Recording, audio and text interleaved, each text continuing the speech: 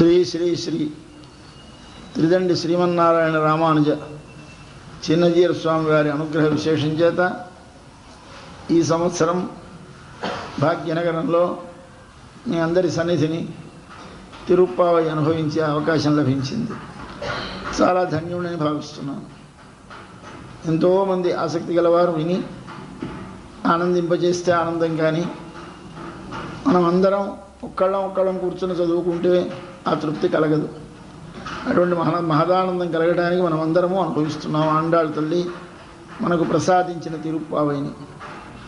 ఈ వ్రతము ఐహికమైన సుఖములకు, భోగములకు, ఆముష్మికమైన భోగములకు, భగవత్ప్రాప్తికి కూడా ఉపయోగించేదని, దీనిని అందరూ ఆచరించవచ్చునని, ఆచరించవలెనని మన పెద్దల నిర్ణయం.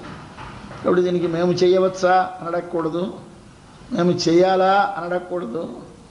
చేయాలని కోరిక ఎవరుంటే వారందరూ ఆచరించవచ్చు. ఫలమేమి అంటే ఏది నీవు కోరితే ఆ ఫలమే సిద్ధిస్తుంది.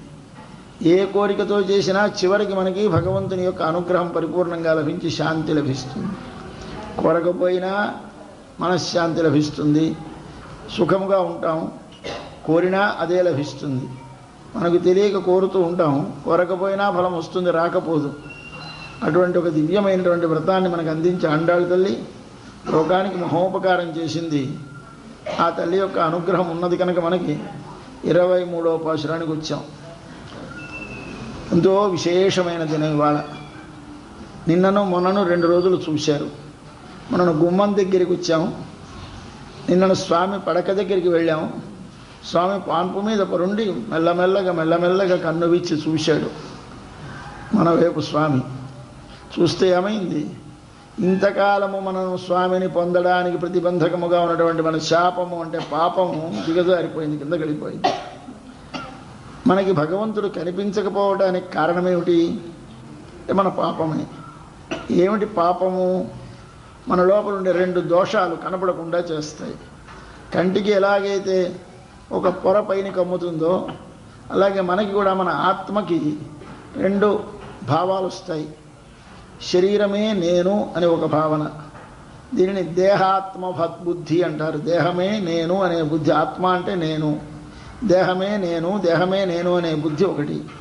ఇది ఉన్నప్పుడు దీనికంటే వేరే మరొక భగవానుడు ఉన్నాడు అనేటువంటి బుద్ధే కలక్క కేవలం నేనే అంతా చేస్తున్నాను, నేనే అనుభవిస్తున్నాను అనిపిస్తుంటుంది కనుక అది చేసినప్పుడు భగవంతుని వైపు మనసు ప్రసరించదు. ఇంకా మరొకటి, దేహము కంటే వేరు నేను అనుకున్నా ఆ లోపల ఉన్నవాడిని నేను ఎవరికో వారికి సేవ చేయడానికి, వారికి వినియోగపడడానికి వచ్చాను కానీ మరొకరికి కాదు అనే భావన మనకు కలిగితే అది కూడా నీకు స్వామి దర్శనం కానివ్వదు. నేనున్నది శరీరములో ఎవనికి చెందినవాడనో వానికే సేవ చేయడానికి వచ్చాం. ఎవనికి చెందిన వాళ్ళం మనమందరము, ఒక్కనికే చెందిన వాళ్ళం జీవులమందరము. ఆయన ఎవడు? పతిం విశ్వస్య ఆత్మేశ్వరగం శాశ్వతగం శివమచ్యుతమని రోజు మంత్రపుష్పమని పూజ అయిపోయిన తర్వాత చెప్తూ ఉంటాం. పతిం విశ్వస్య, విశ్వమునకంతకు స్వామి అంటే విశ్వమునంతను నియమించువాడు, విశ్వమునంతయు చేసిన పనులన్నీ తాను చేయించి వాని ఫలమును తాను పొందువాడెవడో వాడు స్వామి. కాబట్టి పతి అంటారు ఆయన్ని. ఆ పతి ఎవడు? విశ్వానికంతకి ఒకడే పతి. ఆ పతి పేరు నారాయణుడు.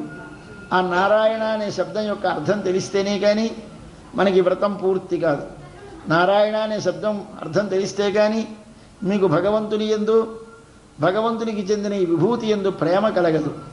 ప్రేమ కలిగితే కానీ మీకు భగవత్ ప్రాప్తి కలగదు. కాబట్టి భగవంతుని పొందాలంటే ప్రేమ కలగాలి. ఎక్కడ ప్రేమ కలగాలి? భగవంతుని యందు ప్రేమ కలగాలి. ఆ భగవంతునికి వెలుపల ఉన్నటువంటి ఈ దివ్యమైన విభూతి అనగా ఈ లోకమందంతటా ప్రేమ కలగాలి. ఎందుకు కలగాలి? ఇదంతా వాడి శరీరం కనుక. నువ్వెవరినైనా ఒకరిని ప్రేమిస్తే ఏం చేస్తున్నావు? పిల్లడిని ప్రేమించాం. పిల్లడంటే పై శరీరమా, లోపల ఆత్మ అంటే శరీరములోనున్న ఆత్మ. కానీ శరీరంలోనున్న ఆత్మ మనకు కనపడుతుందా? కనపడదు. మరి దేనిని మనం ముద్దు పెట్టుకుంటున్నాం? శరీరాన్ని. అలాగే భగవంతుడు మనకు కనపడ్డు. ఇదంతా భగవంతుడి శరీరం అని తెలుసుకుంటే నీవు దేనిని చూస్తే దాన్నే ఒక్కసారి ప్రేమించి, ఓహో స్వామి నీ దివ్య శరీరమా ఇది అని దేనిని చూసినా ప్రేమించగలిగిన మనస్థితి కలుగుతుంది. ఆయనే మన కోసమని ఒక్కొక్కప్పుడు రామకృష్ణాది రూపములతో వస్తాడు. ఆ రూపములను ప్రేమించడం నేర్చుకోవాలి. ఆ రామకృష్ణావతారాలు వెళ్ళిపోయిన తర్వాత ఆయనే వచ్చి ఒక్కసారి మన ఎదుట మనం ఏ మూర్తిని కల్పించుకుంటే, చెప్పారే ఇందాక మా రమణ గారు ఒక చక్కని రూపం వర్ణించాడు ఆయన. స్వామి ఆ ముంగురులు, దానిపైన నెమలి పింఛము, పాదము కొంచెం పక్కకి పెట్టి ఇలా ఇటుపక్క అటుపక్క వంగి అని అంతా వర్ణించాడు అందంగా రూపాన్ని. ఆ రూపంతో మనం ఏ విగ్రహాన్ని చేయించి పెట్టుకుని దాన్ని చూస్తే దాని యందు వచ్చి దర్శనమిస్తాడు. స్వామి నేనేం చెయ్యలేను అంటే మనలోనే దర్శనమిస్తాడు. కాబట్టి ఇక్కడ మనకు దర్శనమిస్తాడు, ఒక విగ్రహంలో దర్శనమిస్తాడు.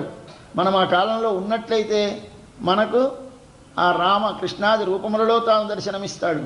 కాబట్టి ఆయన ఎక్కడుంటాడు? అంతటా ఉంటాడు. కానీ అంతటా ఉన్నదాన్ని నువ్వు గుర్తించలేవు. కాబట్టి ఒక చోట ఉన్నదానిని ముందు చూడు, చూసిన దానిని నీలో చూసుకో.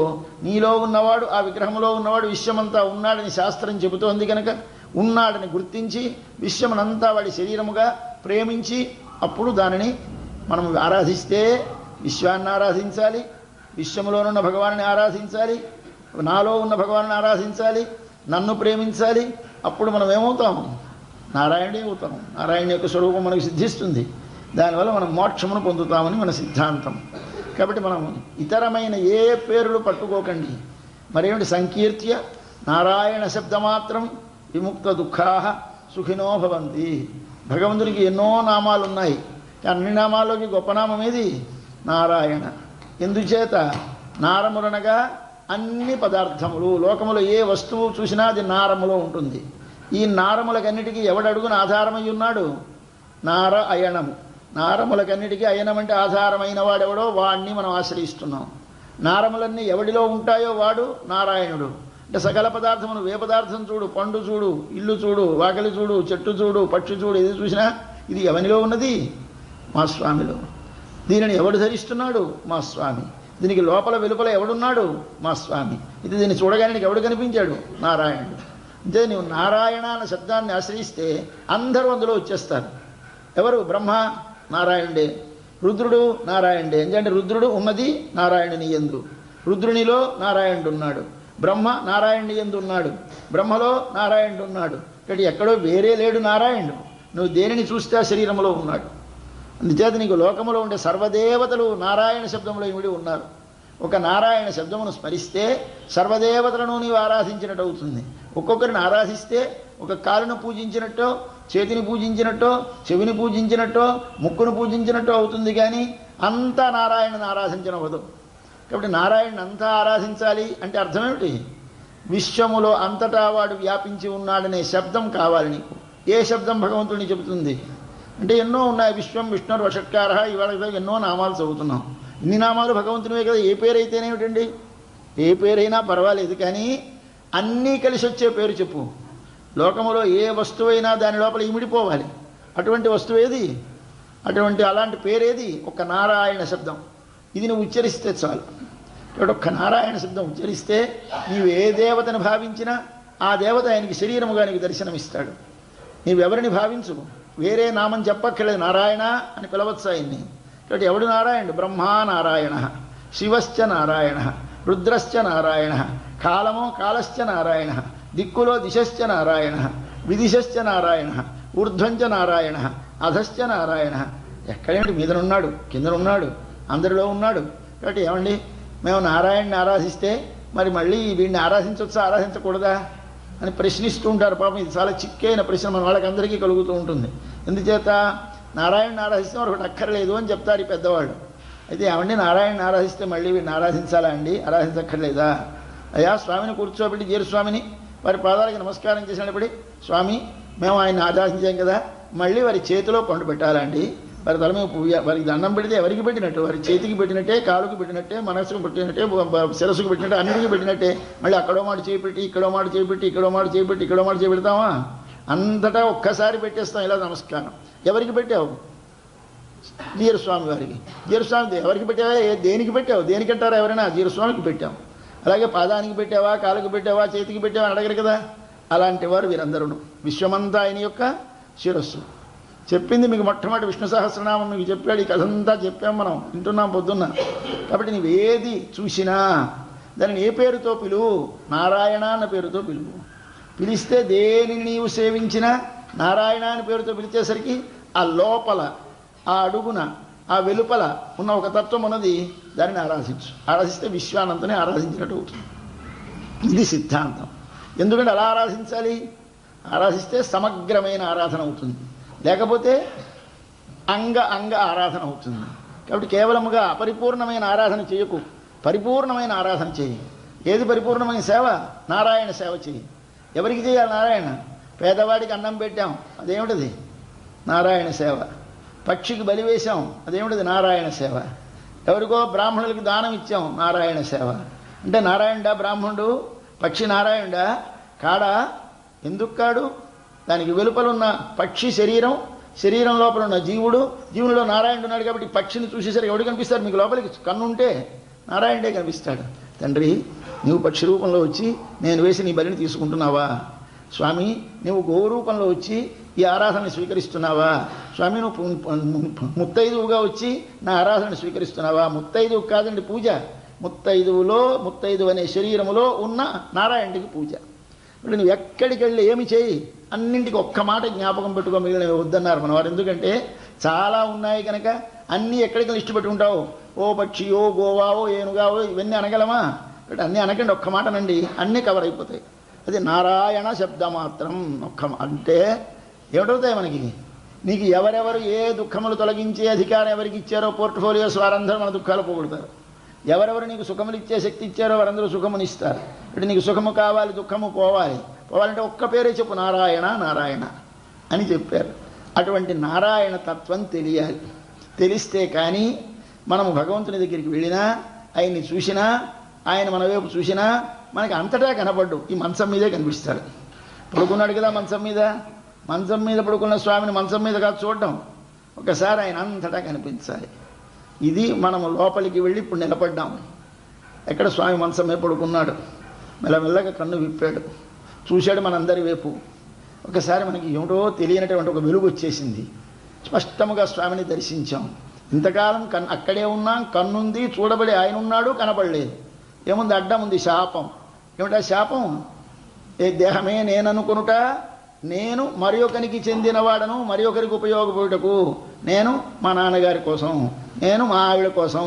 మీ ఆవిడెవరు? నారాయణ. మీ నాన్నగారు ఎవరు? నారాయణ. మీ పిల్లడెవడు? నారాయణ. కాబట్టి ఏదో మా పిల్లల కోసం బతుకుతున్నామండి, ఇదిగో ఈ 4 రోజులు ఉండే పిల్లలు తేరిపోతే తర్వాత నేనేమైనా పర్వాలేదంటాడు. ఎప్పుడూ వాడి కోసం కాదు, నువ్వు బతికేది ఆ లోపల ఉన్న నారాయణుడి కోసం. కాబట్టి మన మాట ఎక్కడ మాట్లాడినా ఏమర్థం చేసుకోవాలి? పిల్లడంటే పిల్లడనే శరీరములోనున్న జీవునిలోనున్న నారాయణుడు.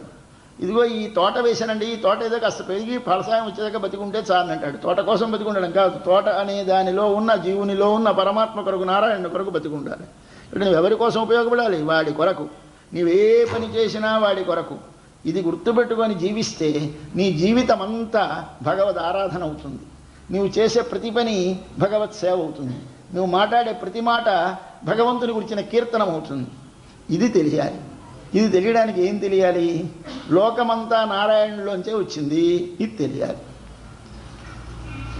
నగలన్నీ చేయించి పట్టుకెళ్ళాము ఇంటికి. మన పిల్లలు, ఆడపిల్లడు మగపిల్లడు వస్తారు. ఒకటికి ఒక్కొక్కటి నచ్చుతుంది. వాడికి ఓ పిల్లకి గాజు నచ్చింది, తీసి గాజు తీస్తుంది, గొలుసు విసిరేస్తుంది. మరొకటి వచ్చి ఉంగరం తీసుకుంటాడు, మరొకటి విసిరేస్తాడు. అంటే అది బంగారం ఏంటరా పారికరా అంటే వాడికి తెలుసునా? వాడికి కావాల్సింది అంతే, పట్టుకుపోయినట్టు వదిలేశాడు. కాబట్టి ఎందుకు నచ్చలేదయా? దాని ఆకారాన్ని బట్టి, దాని పేరుని బట్టి ఆ పిల్లకి నచ్చింది. దీని ఆకారాన్ని బట్టి, దీని పేరుని బట్టి వీడికి నచ్చింది. కాబట్టి నీకు అక్కడ ఏమిటి కనిపిస్తున్నాయి? పేరు, ఆకారము. పేరు గాజు, ఆకారము గుండ్రముగా ఉండుట, గొలుసు పేరు, గొలుసు కోలగా ఇలా గుండ్రముగా ఉండుట. ఇది మెడలో వేసుకున్నటకు, ఇది చేతికి వేలుగు పెట్టుకున్నటకు. దీని ఉపయోగం వేరు, దీని ఉపయోగం వేరు, దీని పేరు వేరు, దీని ఆకారం వేరు. ఇవన్నీ ఉండగానే నీకు ఏమవుతోంది? అవన్నీ ఒకటిని తెలియకపోతే ఇది కావాలి, అది అక్కర్లేదంటున్నావు. అన్నీ బంగారం అని తెలిసిన పెద్దవారు ఏమిటి చేస్తారు? అన్నీ మళ్ళీ వాడు పారేస్తే పిల్లలు అన్నీ తీసుకువచ్చి అన్నీ జాగ్రత్తగా పట్టుకొని షెల్ఫ్లో పెడతారు. ఎందుకు పెడతారు? అరే బంగారం పారేశాడు, బంగారం ఉంగరం పారేశాడు, బంగారం గొలుసు పారేశాడు. మరి ఇందాక ఆ పిల్ల గొలుసు వద్దన్నది. ఆ పిల్లకి గొలుసు బంగారము, గాజు బంగారము, ఉంగరము బంగారం అని తెలియక, ఈవిడకో అన్నీ బంగారం అని తెలిస్తే అన్నిటినీ ఆదరిస్తుంది. అలాగే మనకు కూడా ఏమిటి తెలియాలి? అంతా బంగారమే అని తెలియాలి. ఏది అంతా? విశ్వమంతా. అయితే మరి దేవాలయంలో ఉన్న దేవుడండి, ఆయన బంగారమే. అదేంటి అక్కడుంటే ఇక్కడ ఉంటుందండి? ఎందుకు ఉండదు? బంగారం గాజులో ఉంటే గొలుసులో ఉండదు, గొలుసులో ఉంటే బజార్లో ఉండదు, బజార్లో ఉంటే వాళ్ళ షెల్ఫ్లో ఉండదు, ఎక్కడైనా ఉంటుంది. అయితే ఇక్కడ ఓ రూపంలో ఉందండి, ఓ రూపంలో ఉండదు. గాజు ఎలా తయారు చేయించావు ఇక్కడ? అక్కడ వాడేమో పెద్ద ఇంత కృష్ణ విగ్రహం బంగారంతో చేయించి పెట్టాడు. పెడితే అది అది బంగారమేనా కాదా? కాబట్టి ఏ రూపములోనున్నా ఉంటుంది, ఎక్కడైనా ఉంటుంది, ఎలాగున్నా ఉంటుంది. ఆయన ఆలయములో దేవుడుగా పెట్టుకుని నీవు పూజించినా అందులో స్వామి వచ్చి ఉంటాడు. నీవు దానిని ఒక మనిషిలో చూసినా మనిషిలో ఉంటాడు, చెట్టులో చూసినా ఉంటాడు, పక్షిలో చూసినా ఉంటాడు. కానీ పక్షి చెట్టు చూస్తే నీకు మనసు పక్షి చెట్టనే అనిపిస్తుంది కనుక భగవంతుడనే పేరుని మనం తలితగానే కలిగినటువంటి ఒక రూపమనదే శాంతాకారం భుజగశయనం పద్మనాభం సురేశమని చతుర్భుజములతో శంఖచక్రములతో పీతాంబరముతో స్వామి కౌమోదగి మొదలైన ఆయుధములతో దివ్యమైనటువంటి కిరీటముతో ఒకసారి మనకు ఒక రూపమును భావించి ఆ రూపమును కల్పించుకొని ఆ రూపమును సేవించి స్వామి సన్నిధానము చేసి ఉన్నావా అనడం. దీనిని ఆరాధించి అవతల లేదనుకుంటే ఏమవుతుంది? నీకు పసిపిల్లడి మనస్తత్వం అవుతుంది. అక్కడ చేసుకుని ఏమీ లేదండి, ఒక విగ్రహంలోనే ఉంది. కొంతమంది మూఢభక్తులు వీళ్ళకి ఏంటో ఒక విగ్రహంలోనే దేవుడు ఉన్నాడని వాళ్ళ విశ్వాసం. దేవుడు నారాయణుడు, దేవుడు అక్కడైనా ఉన్నాడు లేడు, ఎక్కడ పడితే అక్కడ ఉన్నాడు. చూడాలంటే ఇక్కడే కనిపిస్తాడు, కానీ చూడగలిగిన కన్ను ఉండాలి. దీనికి ఏమి కావాలి అంటే నిన్నను మనకి 2 పోయినాయండి. మొన్నను ఒకటి పోయింది. మొన్ననేమిటి పోయింది?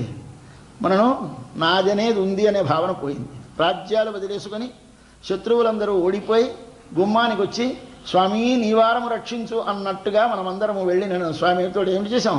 స్వామి నీవు తప్ప వేరొక దిక్కు లేదు, నీవే మమ్మల్ని రక్షించాలి, ఇవేవి మావి కావు అన్నామట. మొన్న రాత్రి, నిన్న రాత్రి ఏమన్నాం? స్వామి నేనేమిటి స్వామి, నేను నీవాడనే కదా, నేను నీ కొరకే కదా అన్నాము నిన్న. ఇవేమిటి వీటి పేర్లు?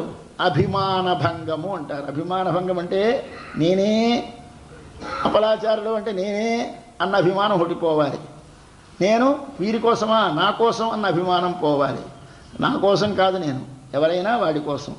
ఇప్పుడు స్త్రీలకి సాధారణంగా ఒక పెద్ద అభిమానం ఉంటుంది. ఏమిటిది? నేను నా అంతటి నేను వెళితే బాగుంటుందా?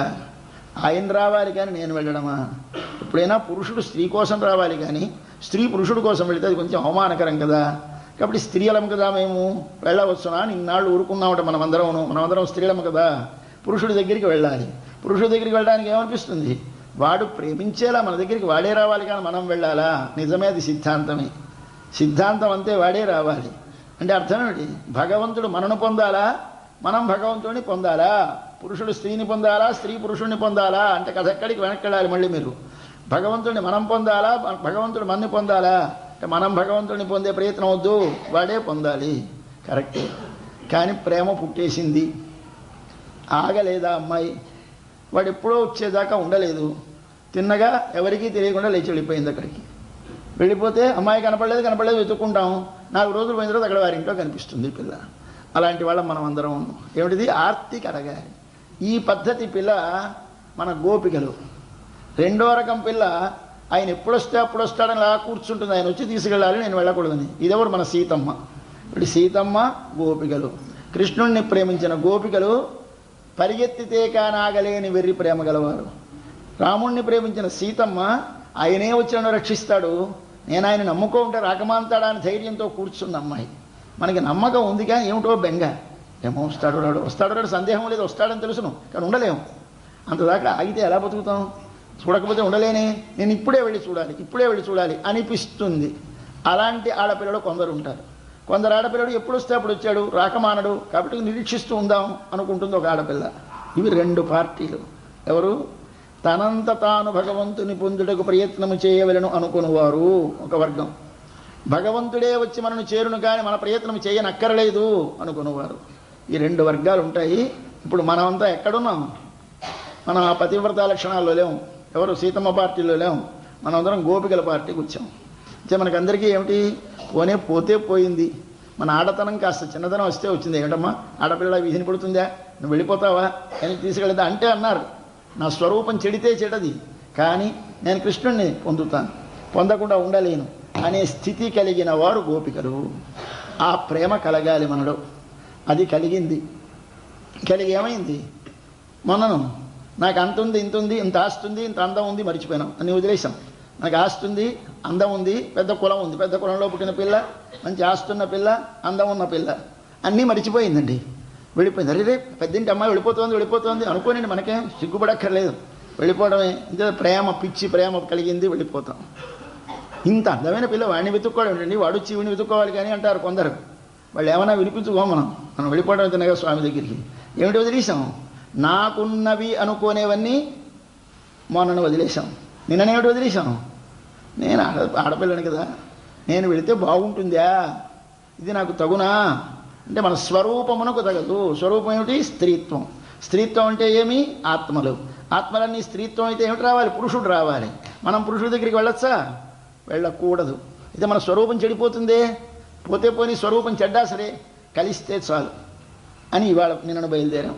వచ్చి స్వామితోటి చెప్పేశాం, అబ్బాయి అయ్యా మీ మంచం కిందే ఉంటాం కదలమన్నాం. అంటే అర్థం మంచం కిందే ఉంటామంటే అంటే నీకే ఉపయోగపడేవారమై ఉంటాము, కానీ నీకంటే వేరొకరికి పడేవారమనే భావన వదిలేశాం పూర్తిగా. మేము ఎవరికీ చెందిన వాళ్ళం కాము, మేము ఎవరికీ ఉపయోగపడడానికి కాదు, నిన్నే అనుభవించుటకు, నిన్నే చేరి ఉండుటకు, నీవే రక్షకుడు అని నమ్మి ఉండేవాళ్ళం మేము. 3 లక్షణాలు ఉండాలి ఎవరికి? ఇలాంటి ఆడపిల్లలకి, అంటే ఇలాంటి ఆత్మలకి. ఏమిటా 3 లక్షణాలు? అనన్య శేషత్వము, అనన్య శరణత్వము, అనన్య భోగ్యత్వము. ఈ 3 ఆకారాలు రావాలి ఎవరికి? మనకందరికీ అంటే ఏమిటి? స్త్రీలందరికీ. మనమందరము స్త్రీలమే కదా. ఏమిటి 3 ఆకారాలు? అనన్య శేషత్వము, అతనికే తప్ప వేరొకరికి నేను ఉపయోగపడుదానను కాను, ఇది ముందు కలగాలి. రెండవది, మరైతే వాడు వచ్చి రక్షిస్తాడా, నువ్వు ఎవరినైనా మరొకరిని సాయం తీసుకెళ్తావు, నాకు మరొకరు ఎందుకు సాయం? అనన్య శరణత్వము, వాడే నాకు రక్షకుడు, ఇది రెండో భావన రావాలి. మూడవది, అంతకంటే అంతగాడు ఉన్నాడమ్మా చూడు, అంతకంటే బాగుంటాడమ్మా ఐశ్వర్యవంతుడమ్మా వీడిని చూడు. అనన్య భోగ్యత్వము, వాడు తప్ప వేరొకడు నా చేత అనుభవింపదగిన వాడు ఈ లోకములో లేడు. 3 భావం రావాలి. ఈ 3 వస్తే ఏమవుతాం మనం? పరిశుద్ధమైన ఆత్మలమైన. ఇది మనకి ఆత్మస్వరూప జ్ఞానం అంటారు. ఆత్మస్వరూప జ్ఞానం వేదాంతంలో చెప్తారే. అంటే మన భాషలో మనం అర్థం చేసుకుంది, ఆడవాళ్ళ భాషలో అర్థం చేసుకుంది ఏమిటి తెలియాలి? నేను ఆయన కోసమే, ఆయనే నన్ను రక్షించాలి, ఆయన తప్ప నాకు అనుభవించదగినది ఈ లోకంలో లేదు. ఈ 3 మన లోపల ఎప్పుడు కలిగితే అప్పుడు నీ ఆత్మస్వరూపం నీకు తెలిసిందనమాట. ఇది కలగాలి. దీనికోసమని భగవద్గీత 6 అధ్యాయాల కథ జరిగింది. భగవద్గీతలో 18 అధ్యాయాలు. 18 అధ్యాయాల్లో 12వ అధ్యాయం ఏమిటి? భక్తి యోగం ఉంది. మీకు అందరికీ తెలుసు అనుకుంటాను. భక్తి యోగం చాలామంది చదువుతూ ఉంటారు. మాట చూడండి, అధ్యాయం భక్తి యోగం అంటారు. ఏమిటి చెప్పాడు భగవానుడు అందులో? ఇలాంటి వాడు నాకు ఇష్టం, ఇలాంటి వాడంటే నాకు ఇష్టం, ఇలాంటి వాడంటే నాకు ఇష్టం అంటాడు. యో మద్భక్తస్స మే ప్రియ, వాడు నాకు ప్రియుడు, నాకు ప్రియుడు అంటాడు. ఎవడు ప్రియుడు ఆయనకి? ఆయన అంటే ఇప్పుడు నేను చెప్పిన 3 లక్షణాలు కలవాడు ప్రియుడు. ఈ లక్షణాలు ముందు మనకు కలిగితే ఆయన నాకు అంత అదృష్టం ఈయన వచ్చాడు, ఎంత అదృష్టం ఈయన వచ్చాడు అనుకుంటాడు. మనం వెళితే ఆయన అదృష్టం ఏంటంటే మన అదృష్టం అని మనం అనుకుంటున్నాం. ఆయన అనుకుంటాడు, అమ్మయ్య నేను వెళ్ళక్కర్లేకుండా నేను వెళ్ళి వీళ్ళ వాకళ్ళల్లో నిలబడి తలుపు కొట్టి దొంగతనంగా పిలిచి వస్తావరా అని మెల్లగా దానికి మాత్రం తెలిసి ఇలా పిలిచి ఇన్ని గడబడి చేయాలి. లోపల ఎక్కడున్నాడు? ఇక్కడ ఉన్నాడు. ఈయన ఏం చేయాలి? గుండెల్లో కొట్టాలి, అటకటక కొట్టాలి. తలుపు ఉంది ఇక్కడ, ఈ తలుపు మీద వేలుతో కొట్టాలి. పై వాళ్ళకి వినపడకూడదు, మనకి మాత్రం వినపడాలి. అంతే కదండి. లోపల కొడితే ఎవరికి వినిపిస్తుంది? మనకే వినిపిస్తుంది. ఇలా వేలుతో కొడుతూ ఉంటారు అప్పుడు ఇలా కొడితే మనకే వినిపిస్తుంది. అట్లా పిలుస్తాడు ఈ లోపల. ఆ పిలిచేదాకా ఆగలేక పరిగెత్తాము. ఇప్పుడు ఇది మనకి స్వరూప జ్ఞానం అంటారు. ఇప్పుడు ఏమిటి కలుగుతుంది? ప్రేమ కలుగుతుంది. ఒకసారి స్వామి చూశాడు. చూసిన తర్వాత ఇంతకాలం చూడని స్వామి ఒక్కసారి మన వైపు చూశాడు. ఇంకా మరి బ్రతకలేము, చూసేసాం. ఇప్పుడు దీని మీద నెక్స్ట్ స్టేజ్ ఏమిటి? జ్ఞానం కలుగుతుంది. మొట్టమొదటి ఇట్లా మనం ఉండగానే జ్ఞానం కలుగుతుంది. ఏ జ్ఞానం? భగవంతుని గూర్చిన జ్ఞానం కలగాలి. నిన్ను గూర్చిన జ్ఞానం కలిగింది నిన్నటికి. నీవెవరో తెలిసింది, ఎలా ఉండాలో తెలిసింది. నేనున్నాను, మరి ఆయన స్వరూపం తెలియద్దు? ఇది రెండవది. దీని పేరు భగవత్ స్వరూప జ్ఞానము. నిన్నటిది ఆత్మస్వరూప జ్ఞానము, ఇవాళది ఆ భగవత్ స్వరూప జ్ఞానము. భగవంతుడు అంటే ఎవరండి అంటే 7వ అధ్యాయం నుంచి 12వ అధ్యాయం దాకా కథ ఇవాళ దానిలో చెప్తున్నారు. 7వ అధ్యాయం నుంచి 11వ అధ్యాయం కథ ఏమిటంటే, అయ్యా కృష్ణుడు చెప్తున్నాడు అర్జునుడికి, ఈ ప్రపంచం అంతా ఉంది చూసావా, ఇందులో 2 రకాల పదార్థాలు ఉన్నాయా? ఏమిటివి? భూమి, ఆపహ, అనలహ, వాయు, ఖం, మనః, బుద్ధి, అహంకార. 8 ఉన్నాయి లోకంలో. 5 భూతములు ఉన్నాయి. భూమి, నీరు, అగ్ని, గాలి, ఆకాశం 5 ఉన్నాయి. తర్వాత అహంకారం ఉన్నది, బుద్ధి ఉన్నది, దానికి వెనకాల అవ్యక్తమని ఒక కనపడనటువంటి ప్రకృతి ఉంది. ఈ 8 వస్తువులు ఉన్నాయి. ఇవి ఏమిటనుకున్నావు? నా ప్రకృతి. ప్రకృతి అంటే అర్థం ఏమిటి అంటే వాడి నుండి విడదీసి తీయుటకు వీలు కానిది, ఎప్పుడు వాడితోటే కలిసి ఉండేది. ఇది మే ప్రకృతి, ఇది నా ప్రకృతి. కానీ దీని స్వభావం అస్తమానం మారుతూ ఉంటుంది. ఒక శరీరముగా ఉంటుంది, అది మళ్ళీ కరిగించేస్తే గొలుసు గాజు అవుతుంది, గాజు ఉంగరం అవుతుంది, ఉంగరం దుద్దులు అవుతాయి. అలాగే మన శరీరం పక్షి శరీరం అవ్వచ్చు, మన శరీరం మళ్ళీసారి పశు శరీరం అవ్వచ్చు, లేదా ఒకప్పుడు దేవ శరీరం అవ్వచ్చు, మారుతూ ఉంటుంది. కాబట్టి పైనుండే శరీరము ప్రకృతి. ఎవరితో చెందినది? భగవంతునికే చెందినది. లోపల ఒకటి ఉంది, జ్ఞానము కలది, సుఖమును అనుభవించేది, చేయాలనే కోరిక పుట్టేది, చేసిన తర్వాత అనుభవించాలనే కోరిక పుట్టేది, వెళ్ళు కన్ను చూడు, చెవి విను అని లోపల నుంచి ప్రేరణ ఇచ్చేది ఒకటి ఉందే లోపల. దాని పేరేమిటండి అంటే దాని పేరు ఆత్మ. ఎవరికి చెందింది? అది నాదే. అది మే ప్రకృతి. అది పరా ప్రకృతి. ఇవి 2 నా ప్రకృతులు. అంటే నాతో విడివడకుండా నేను ఉంటేనే ఉండునది, నేను లేకపోతే లేనిది విశ్వములో ఉన్న సకల పదార్థములు అని కథ ప్రారంభించి, ఇవన్నీ వదిలిన వాడిని నేనే, లోపలికి తీసుకునేవాడిని నేనే, లోపల ఉండి నియమించేవాడిని నేనే, నిలబెట్టేవాడిని వానే అని 7వ అధ్యాయంలో గదగొడగలబడి కథ చెప్పేశాడు. సరే 9వ అధ్యాయంలో భక్తి కథ చెప్పుకొస్తాడు. భక్తి అంటే ఎలా ఉంటుందా, ఏం చేస్తారయ్యా?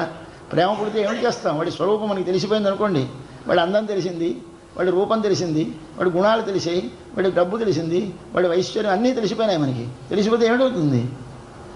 అరే ప్రేమించకుండా ఉండగలమా? ప్రేమ కలుగుతుంది. ఆ ప్రేమకే భక్తి అని పేరు. ఆ భక్తి కలగాలి. అది కలగడానికి ఏమిటి తెలియాలి? ముందు వాడి సంగతి పూర్తిగా మనకి తెలియాలి. తెలిస్తే కానీ ప్రేమ పుట్టదు. కాబట్టి ప్రేమ పుట్టడానికి ముందు ఏముండాలి? జ్ఞానం ఉండాలి. ఏ జ్ఞానం? భగవత్ స్వరూప జ్ఞానం ఉండాలి. భగవంతుని యొక్క స్వరూపం ఏమిటి అని తెలియాలి.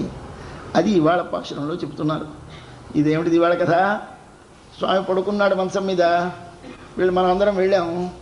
చెప్తే ఏమిటమ్మా ఎందుకు వచ్చారు చెప్పండి, ఇంత అర్ధరాత్రి వాళ్ళు ఇప్పుడు బయలుదేరి వచ్చారు మీరందరూ, రే ఎంత శ్రమ పడ్డారు, ఇంత మంచు పడుతూ ఉంటే ఆడవాళ్ళు ఒక్కళ్ళు మీరు వచ్చేసారా, ఏం కావాలి చెప్పండి అన్నాడు.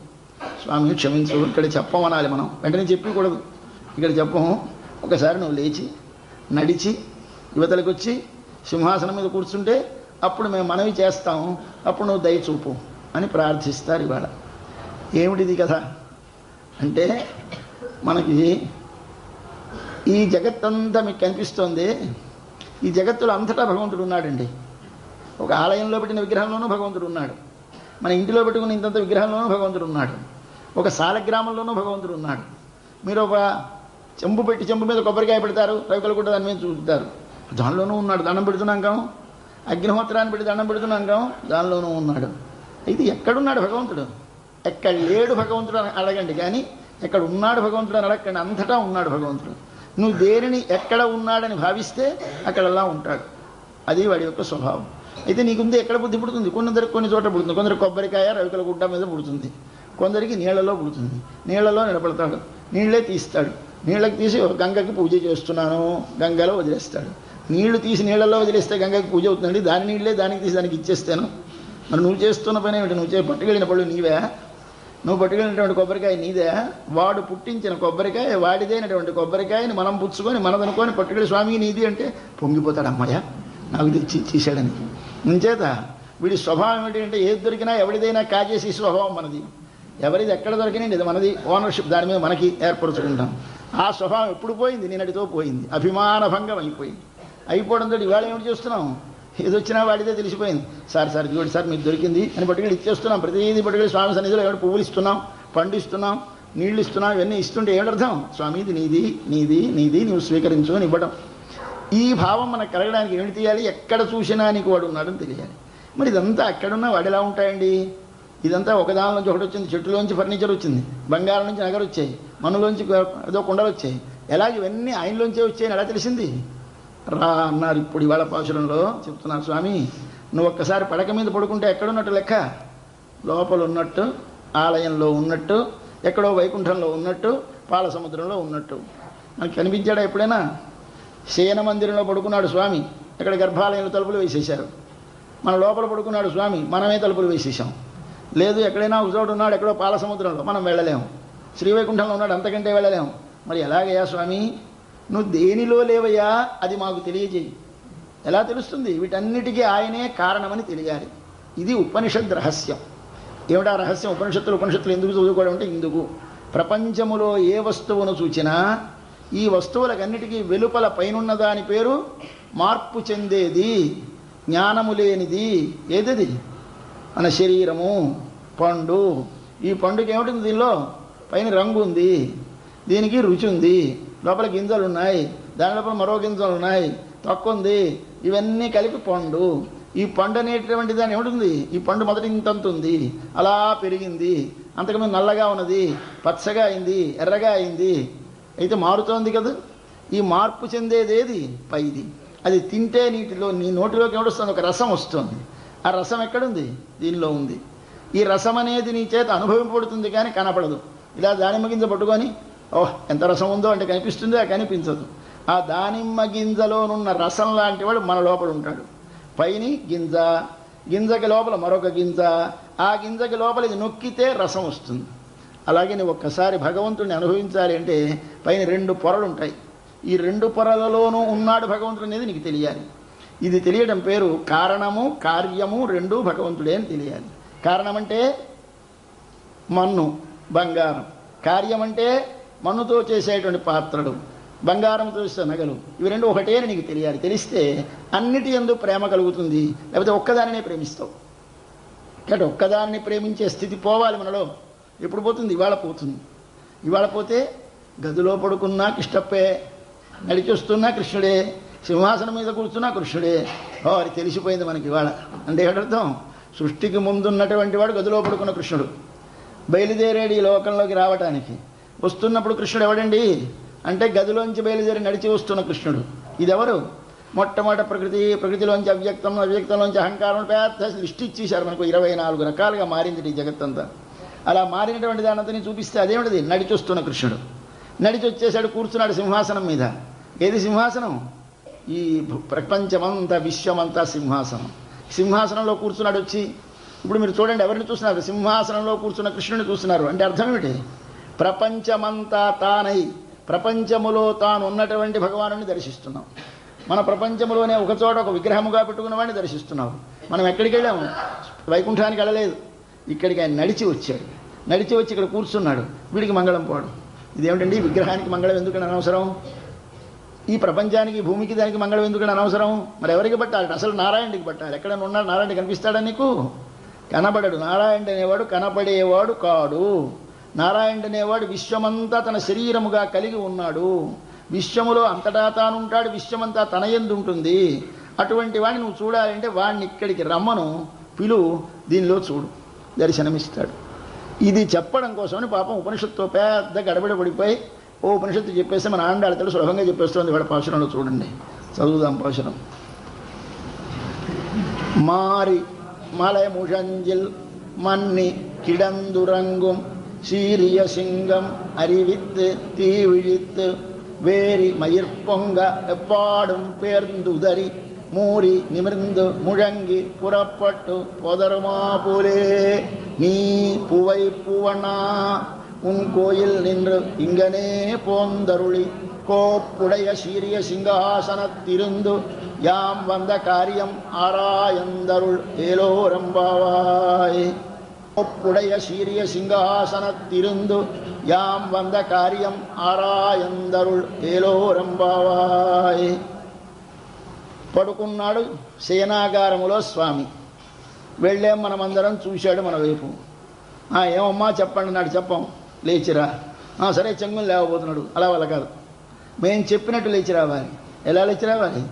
మారి వర్షాకాలంలో, మలై కొండ యొక్క, ముషంజ్ గుహలో, మారి మలై ముషంజల్ వర్షాకాలంలో కొండ గుహలో పడుకుందిటో సింహం. ఇంతకాలం అడవిలో హాయిగా తిరిగింది. తిరిగిన సింహానికి ఎడతెరిపి లేని వర్షాలు వచ్చేసాయి. బయట తిరిగితే తడుస్తుందని చిన్నగా గుహలోకి దూరిపోయింది. మనం చూడలేదు దూరినప్పుడు. ఇప్పుడు ఆ లోపల ఉందో లేదో యువతలను చూద్దామంటే చీకటి గాఢాంధకారం ఉంది. లోపల సింహం ఉందా లేదా? ఇటు వెళ్ళినప్పుడు చూసిన వాళ్ళు ఉందని చెప్తున్నారు, కానీ మనకు కనపడడం లేదు కనుక లేదంటున్నాం. ఉన్నదా లేదా? భగవంతుడు ఉన్నాడా లేడా? చెప్పండి ఇప్పుడు అంటే ఉన్నది సింహం లోపల. ఎవరు? వీళ్ళు చెప్పారు. చూసిన వాళ్ళు ఇందాక వెళ్ళిందండి, లోపలికి వెళ్ళిందని. రాదేమిటి ఎంతటికి? మరి మన ఇష్టం కాదు. దాన్ని ఎప్పుడు బుద్ధి పుడితే అప్పుడు వస్తుంది. ఇక్కడ లోపల ఉంది సింహం. మారి మలై ముషంజిల్, వర్షాకాలంలో గుహలో, కొండ గుహలో పడుకున్నటువంటి ఒక సింహం.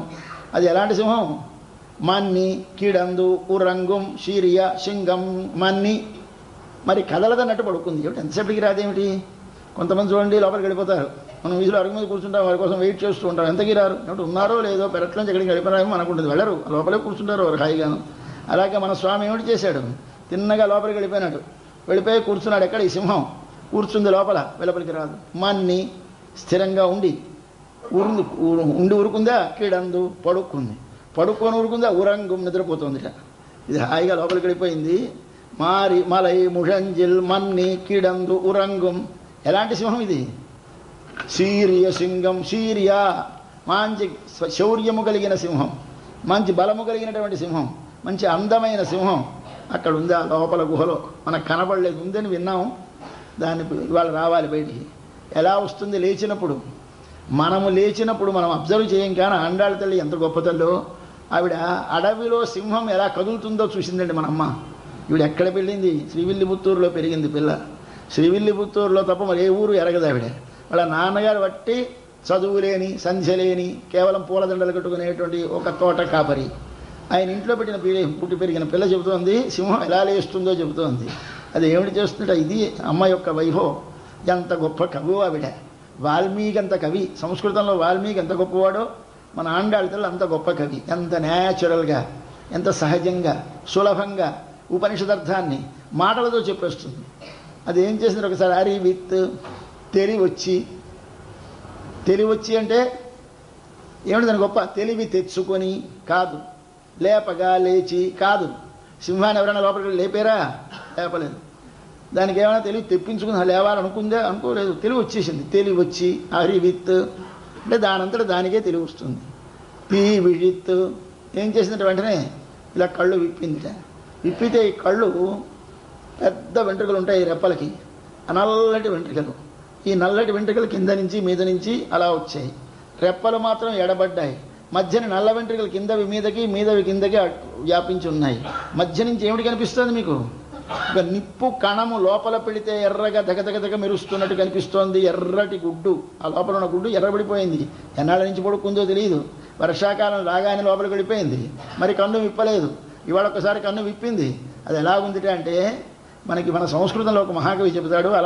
అలా కన్ను విప్పిన సింహం కళ్ళు ఎలాగుంటాయంటే ఇలా రెండు రెప్పలు ఉన్నాయి కదా, ఈ రెండు రెప్పలకి లక్క ఇలా సన్నంగా దారం తీసి ఆ దారంతో, అది గట్టి దారం అయితే ఆ దారంతో పైరెప్ప కింది రెప్ప కుడితే ఏది కింద వెంట్రుక మీదకి, మీద వెంట్రుక ఇంటికి వచ్చింది. అంటే కుట్టినప్పుడు ఇలా ఇక్కడి నుంచి ఇటించి కుడతాం కదండి. అలా కుడితే ఆ దారాలు అడ్డంగా వస్తే లోపల ఎర్రటి వస్తువు పెడితే ఎర్రటి వస్తువు దారాల మధ్య నుంచి కనిపిస్తుంటే ఎలాగుంటుందో అలా ఉంటుంది సింహం కన్ను ఒక్కసారి విప్పుతున్నప్పుడు. కాబట్టి ఎలా ఉంది? నల్లటి. ఈ నల్లటి వెంట్రుకలు నల్లగా కనిపించడం లేదు, ఎర్రగా కనిపిస్తున్నాయి. ఎర్రగా కాదు, ఎరుపు నలుపు కలిపి కనిపిస్తున్నాయి. లోపల ఉన్నదేమో ఎర్రదనం కలిగిన గుడ్డు, పైనున్నవేమో నల్లటి వెంట్రుకలు. నల్లటి వెంట్రుకల మీద ఎర్రదనం పెడితే ఎలా ఉంటుంది? తాటి పండు రంగు వస్తుంది. కాబట్టి ఎరుపు నలుపు కలిస్తే అది తాటి పండు రంగు. అలాంటి కలర్ వచ్చింది కళ్ళల్లో. అది ఇది అగ్ని. ఎలా చూసిందట చూపు? నిప్పులా చూసిందిట. తీ విజిత్ నిప్పులా చూసి తర్వాత ఏమిటి చేసింది? తీ ఇక్కడ వేరి మయిర్ పొంగ. సింహం ఉన్న జూలోకి ఇప్పుడు మీరు వెళుతూ ఉంటారు, చూస్తూ ఉంటారు. దాని బోన్ దగ్గరికి, దానికి కేజీ దగ్గరికి వెళ్ళేసరికి ఒక దుర్వాసన వస్తూ ఉంటుంది. ఏమిటో చెప్పలేము, అలాంటి వాసన వస్తుంది. పెద్ద పులి దగ్గర, సింహం దగ్గర ఈ వాసన వస్తుంది. ఈ సింహం దగ్గర వెళ్ళేసరికి వేరి మయిర్. వేరి అంటే వాసన కలిగినటువంటి, మయిర్ అంటే వెంట్రుకలు. లేవగానే ఏం చేస్తాడు సింహం? ఒకసారి మన వీధిలో మన సామాన్యమైన గ్రామ సింహాన్ని చూస్తామే, అవి అలాగే లేస్తాయి. కానీ గ్రామ సింహాన్ని కాదు ఇక్కడ చూసేది మనం. అంచి అడవిలో గుహలో పడుకున్న సింహాన్ని. అది వేరి మయిర్ పొంగ. దానికి ఒక వాసన కలిగినటువంటి వెంట్రుకలు ఉంటాయి. మయిర్ అంటే వెంట్రుకలు. అవి పొంగ ఇలా తిన్నగా నిగుడుతాయి. పొంగిన తర్వాత అంటే తెలివి వచ్చేసింది, లేవపోతున్నప్పుడు 2 వెంట్రుకలు నిగిడిచింది.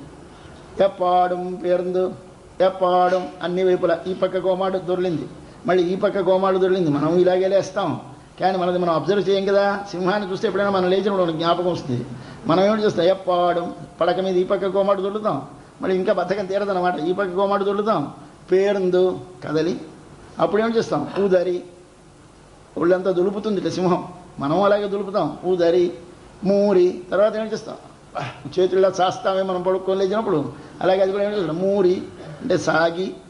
నిమిరందు ఒకసారి ఇలా ముందుకి 2 కాళ్ళు పెట్టి ఒకసారి పెడుతుంది, ముందు కాళ్ళు వెనక్కి లాగేసి వెనక్కాళ్ళు వెనక్కి చాచి ఒక మాట సాగుతుంది, ముందుకు ఒక మాట వెనక్కి ఒక మాట, ముందు ఇటు ఇటు కదులుతుంది, కదిలిన తర్వాత లేచి దులుపుతుంది, దులిపిన తర్వాత ముందుకి వెనక్కి సాగుతుంది. మూరి నిమిందు. ఇప్పుడు అయిపోయిన తర్వాత ముషంగి, ఇప్పుడు ఒక్క గర్జన చేస్తుంది. ముషంగి గర్జించి ఇప్పుడు పురపట్టు బయటికి బయలుదేరింది. అలా సింహం ఎలా బయటికి బయలుదేరి వస్తుందో పోదరుమా పోలే వెలుపలికి వచ్చినట్లుగా నువ్వు రావాలి స్వామి చెప్తున్నాం మనం. ఎవరితోటి కృష్ణుడితోటి స్వామి నువ్వు అలా రావాలి అలాగా అయితే సింహంలా రావాలా, వస్తానని అక్కడ భయంకరమైన రూపంతో వస్తాడో ఏమిటో ఈయన ఎలా కావలిస్తే అలా రూపం మారగలడు కనుక బెంగ మళ్ళీ చెప్పాలి. కాదు స్వామి, ఆ భయంకరమైన రూపంతో రావద్దు, సింహం రూపంతో సింహం లారమ్మన్నాం కానీ సింహమై రమ్మలేదు. కాబట్టి సింహం అక్కర్లేదు. పోనీ సింహం గారా నరసింహమే వస్తాను, మాకు అది అక్కర్లేదు. పోనీ రాఘవ సింహమే వస్తాం, అది వద్దు మాకు. రావణాసుడి దగ్గర నిలబడ్డప్పుడు స్వామి రామచంద్ర ప్రభు సింహంలా కనిపించేట వాడికి రాఘవ సింహం అంటారు. అయింది నరసింహం. హిరణ్యకశిపుడి దగ్గర స్వామి నరసింహం. మనకిప్పుడు అలాంటి సింహాలు వద్దు మాకు. పువ్వై పువ్వన్న అవిష పువ్వులు ఉంటాయి, ఆ పువ్వులు అందమైన నలుపు లోపల, ఆ అందమైన నలుపు వ్యాపించినటువంటి లోపలి రేకులు కలిగినటువంటి అవిష పువ్వు ఉంటుంది, ఆ ఛాయలో రావాలి. అతసీ పుష్ప సంకాశం హారను పురశోభితం అని రోజు కృష్ణాష్టకం చదువుకుంటూ ఉంటామే. అతసీ పుష్పం అంటారు. అతసీ పుష్పం అంటే అగిష పువ్వు. ఆ అగిష పువ్వు వర్ణం గలవాడవి రావాలి స్వామి. అంటే నీలమైన మనోహరమైన మధురమైన సుందరమైన చూసేసరికి మనసును ఆకర్షించేటువంటి ఒక దివ్యమైనటువంటి రూపంతో వెళ్ళిపోయిరా. ముషంగి పురపట్టు పోదరుమా పోలేని పువ్వై పువ్వన్నా. ఎక్కడి నుంచి రావాలి? కోయిల్ నిండ్రు ఇంగనే పొందరులి. నీ భవనం నుంచి, కోయిల్ అంటే భవనం, కోయిల్ నీ భవనం నుంచి రావాలి. ఎలా ఇలా రావాలి. ఇలా రావాలంటే దారి చూపిస్తున్నారు. ఎలా రావాలో అంటే మాకు కనిపిస్తూ రావాలి. టంగని ఇక్కడ అంతర్ధానం అయిపోయి అక్కడ సింహాసనం మీద ప్రత్యక్షమైతే మాకు పనికిరాదు.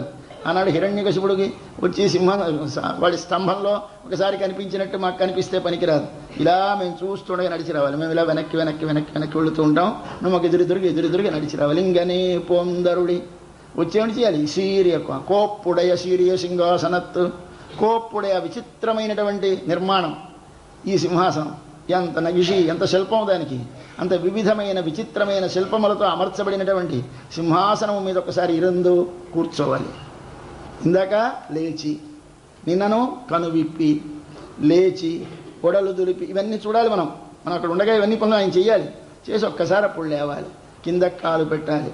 కింద కాలు పెట్టి నడిచి రావాలి. ఎలా రావాలి? ఇలా మేము చూస్తుండగా రావాలి. పోందరుళి వచ్చి ఆ కోప్పుడయ ఆ విచిత్రమైన సన్నివేశం కలిగినటువంటి శిల్పం కలిగినటువంటి సింహాసనం మీద కూర్చోవాలి. ఇరందు అప్పుడు అడుగు మమ్మల్ని, ఏమమ్మా ఎందుకు వచ్చారు? యాం వంద కార్యం, మేము వచ్చిన పని ఆరాయందు పరిశీలించి అరుళ్ కృప చేయి.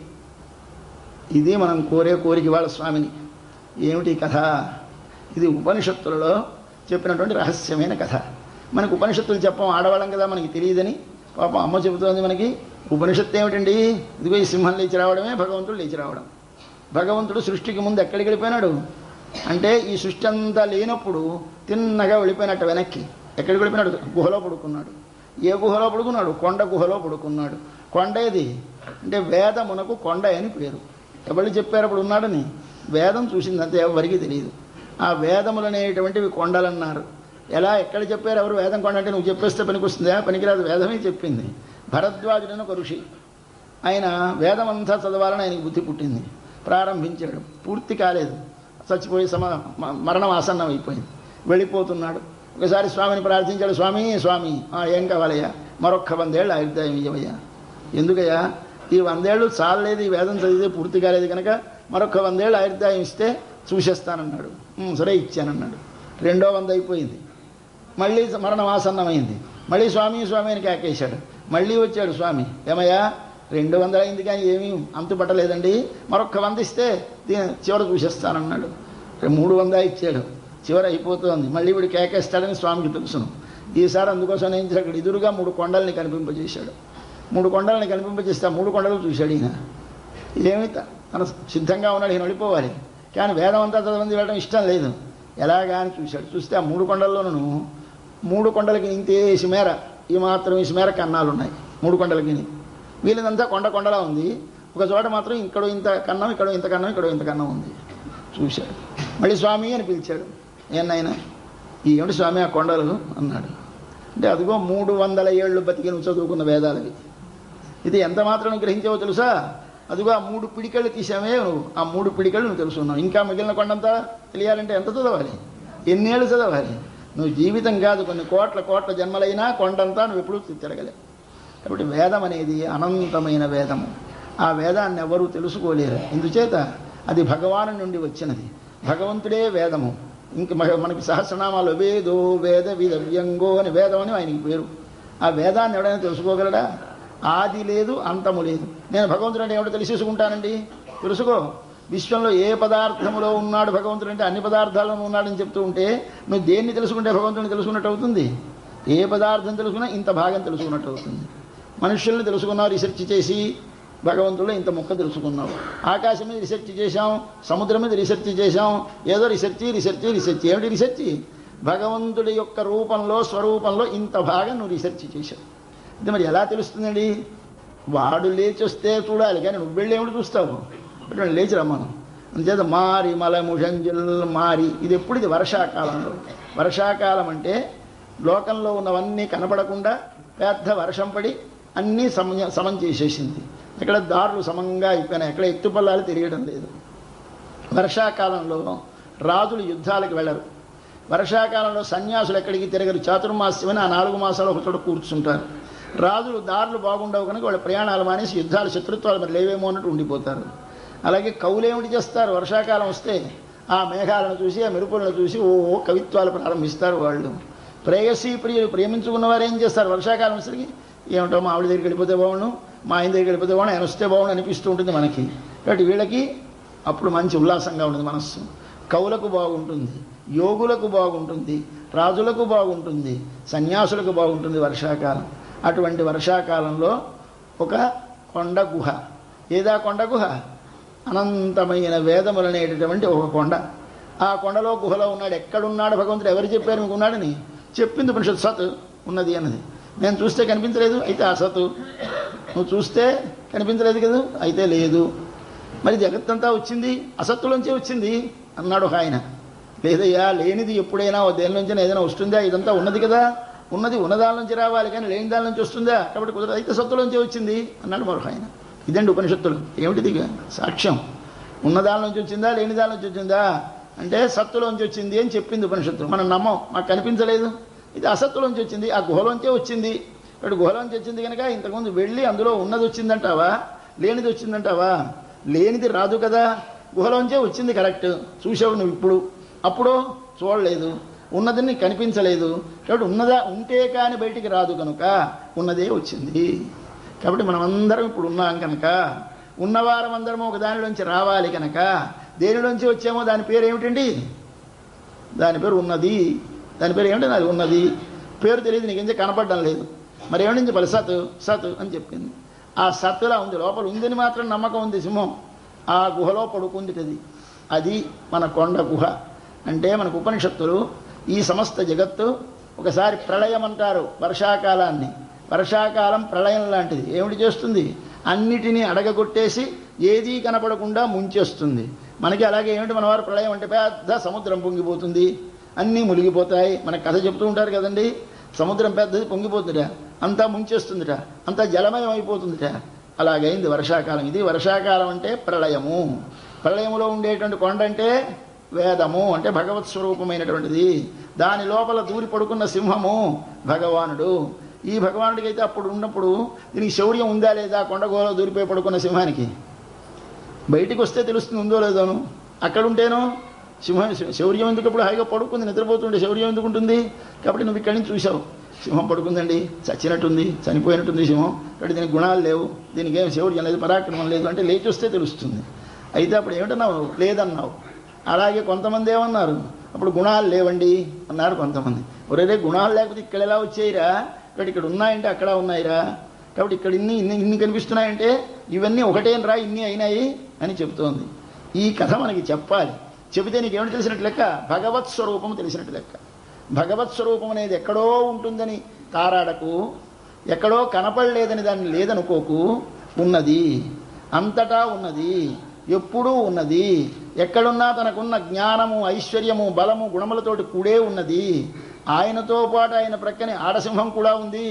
రెండూ కలిసి లోపల దూరిపోయి పడుకున్నప్పుడు రెండున్నట్టు కనపడ, ఒకటే ఉన్నట్టు కనిపిస్తుంది. ఇది తనతో ఉన్నటువంటి జీవ ప్రకృతి తత్వములు రెండు. జీవులున్నారు అప్పుడు కూడా, ఈ ప్రకృతి ఉన్నది అప్పుడు కూడా. అన్నీ కలిసి ముద్ద అయిపోయింది, కలిసి లోపల పడుకుంది సింహం. కాళ్ళు దగ్గరగా తీసేసుకుంది, మళ్ళీ ఇలా వంచేసింది, జూలు పైన కప్పేసింది. ఇలా దగ్గరగా పడుకుంటే ఆడసింహం ఉందో లేదో తెలియలేదు, దీనికి అవయవాలు ఉన్నాయో లేదో తెలియలేదు, దీనికి పౌరుషం ఉందో లేదో తెలియలేదు, పడుకుంది. ఇది మనకి ప్రళయంలో ఉండేటువంటి రూపం. దాన్ని ఒక్కసారి చూపించింది స్వామి. అక్కడి నుంచి కదిలి రావాలి అంటే ఎక్కడి నుంచి మనం చూడాలి? కారణమైన బ్రహ్మతత్వము మొదలుకొని జగత్తుగా కనిపించేటువంటి విశ్వం అంతవరకు చూడొక్కసారి. చూస్తే ఏది జగత్తు? కారణమైన తత్వమే. కారణమైన తత్వమే కదిలి వచ్చింది. ఎలా కదిలింది అంటే అరివిత్తు, తెలివి వచ్చింది. తెలివి రావడం అంటే కాలము వచ్చుట. తెలివి ఎక్కడుంది? ఇంతసేపు సింహానికి లోపల ఉందా లేదా? ఉంది. అలాగే తెలివి అంటే మనకి తెల్లవారుజామున తెలివి వస్తుంది. తెల్లవారుజాము లేపుతుందండి మనని.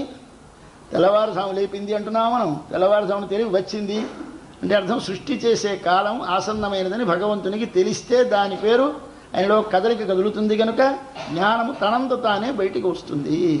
దాని పేరు ఎప్పుడైతే భగవంతునిలో ఒక కదలిక కలగడానికి తగిన సన్నివేశం ఏర్పడుతుందో దాని పేరు కాలము. కాలమనగా కదలునది, కదలించున్నది, దాని పేరు కాలము. అటువంటి కాలం ఒకటి ఇంతసేపు దీనిలోనే ఉంది లోపల. అది కదిలింది మొట్టమొదట. ఇప్పుడు తెలివి వచ్చింది. తెలివి వచ్చి ఏం చేశాడు ఆయన?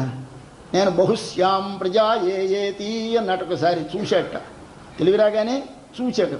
మన సింహం ఏమిటి చేస్తోంది? తెలివి రాగానే తీ విజిత్ అగ్నిహోత్రంలో చూస్తోంది, నిప్పులు కక్కుతూ చూస్తోంది సింహం.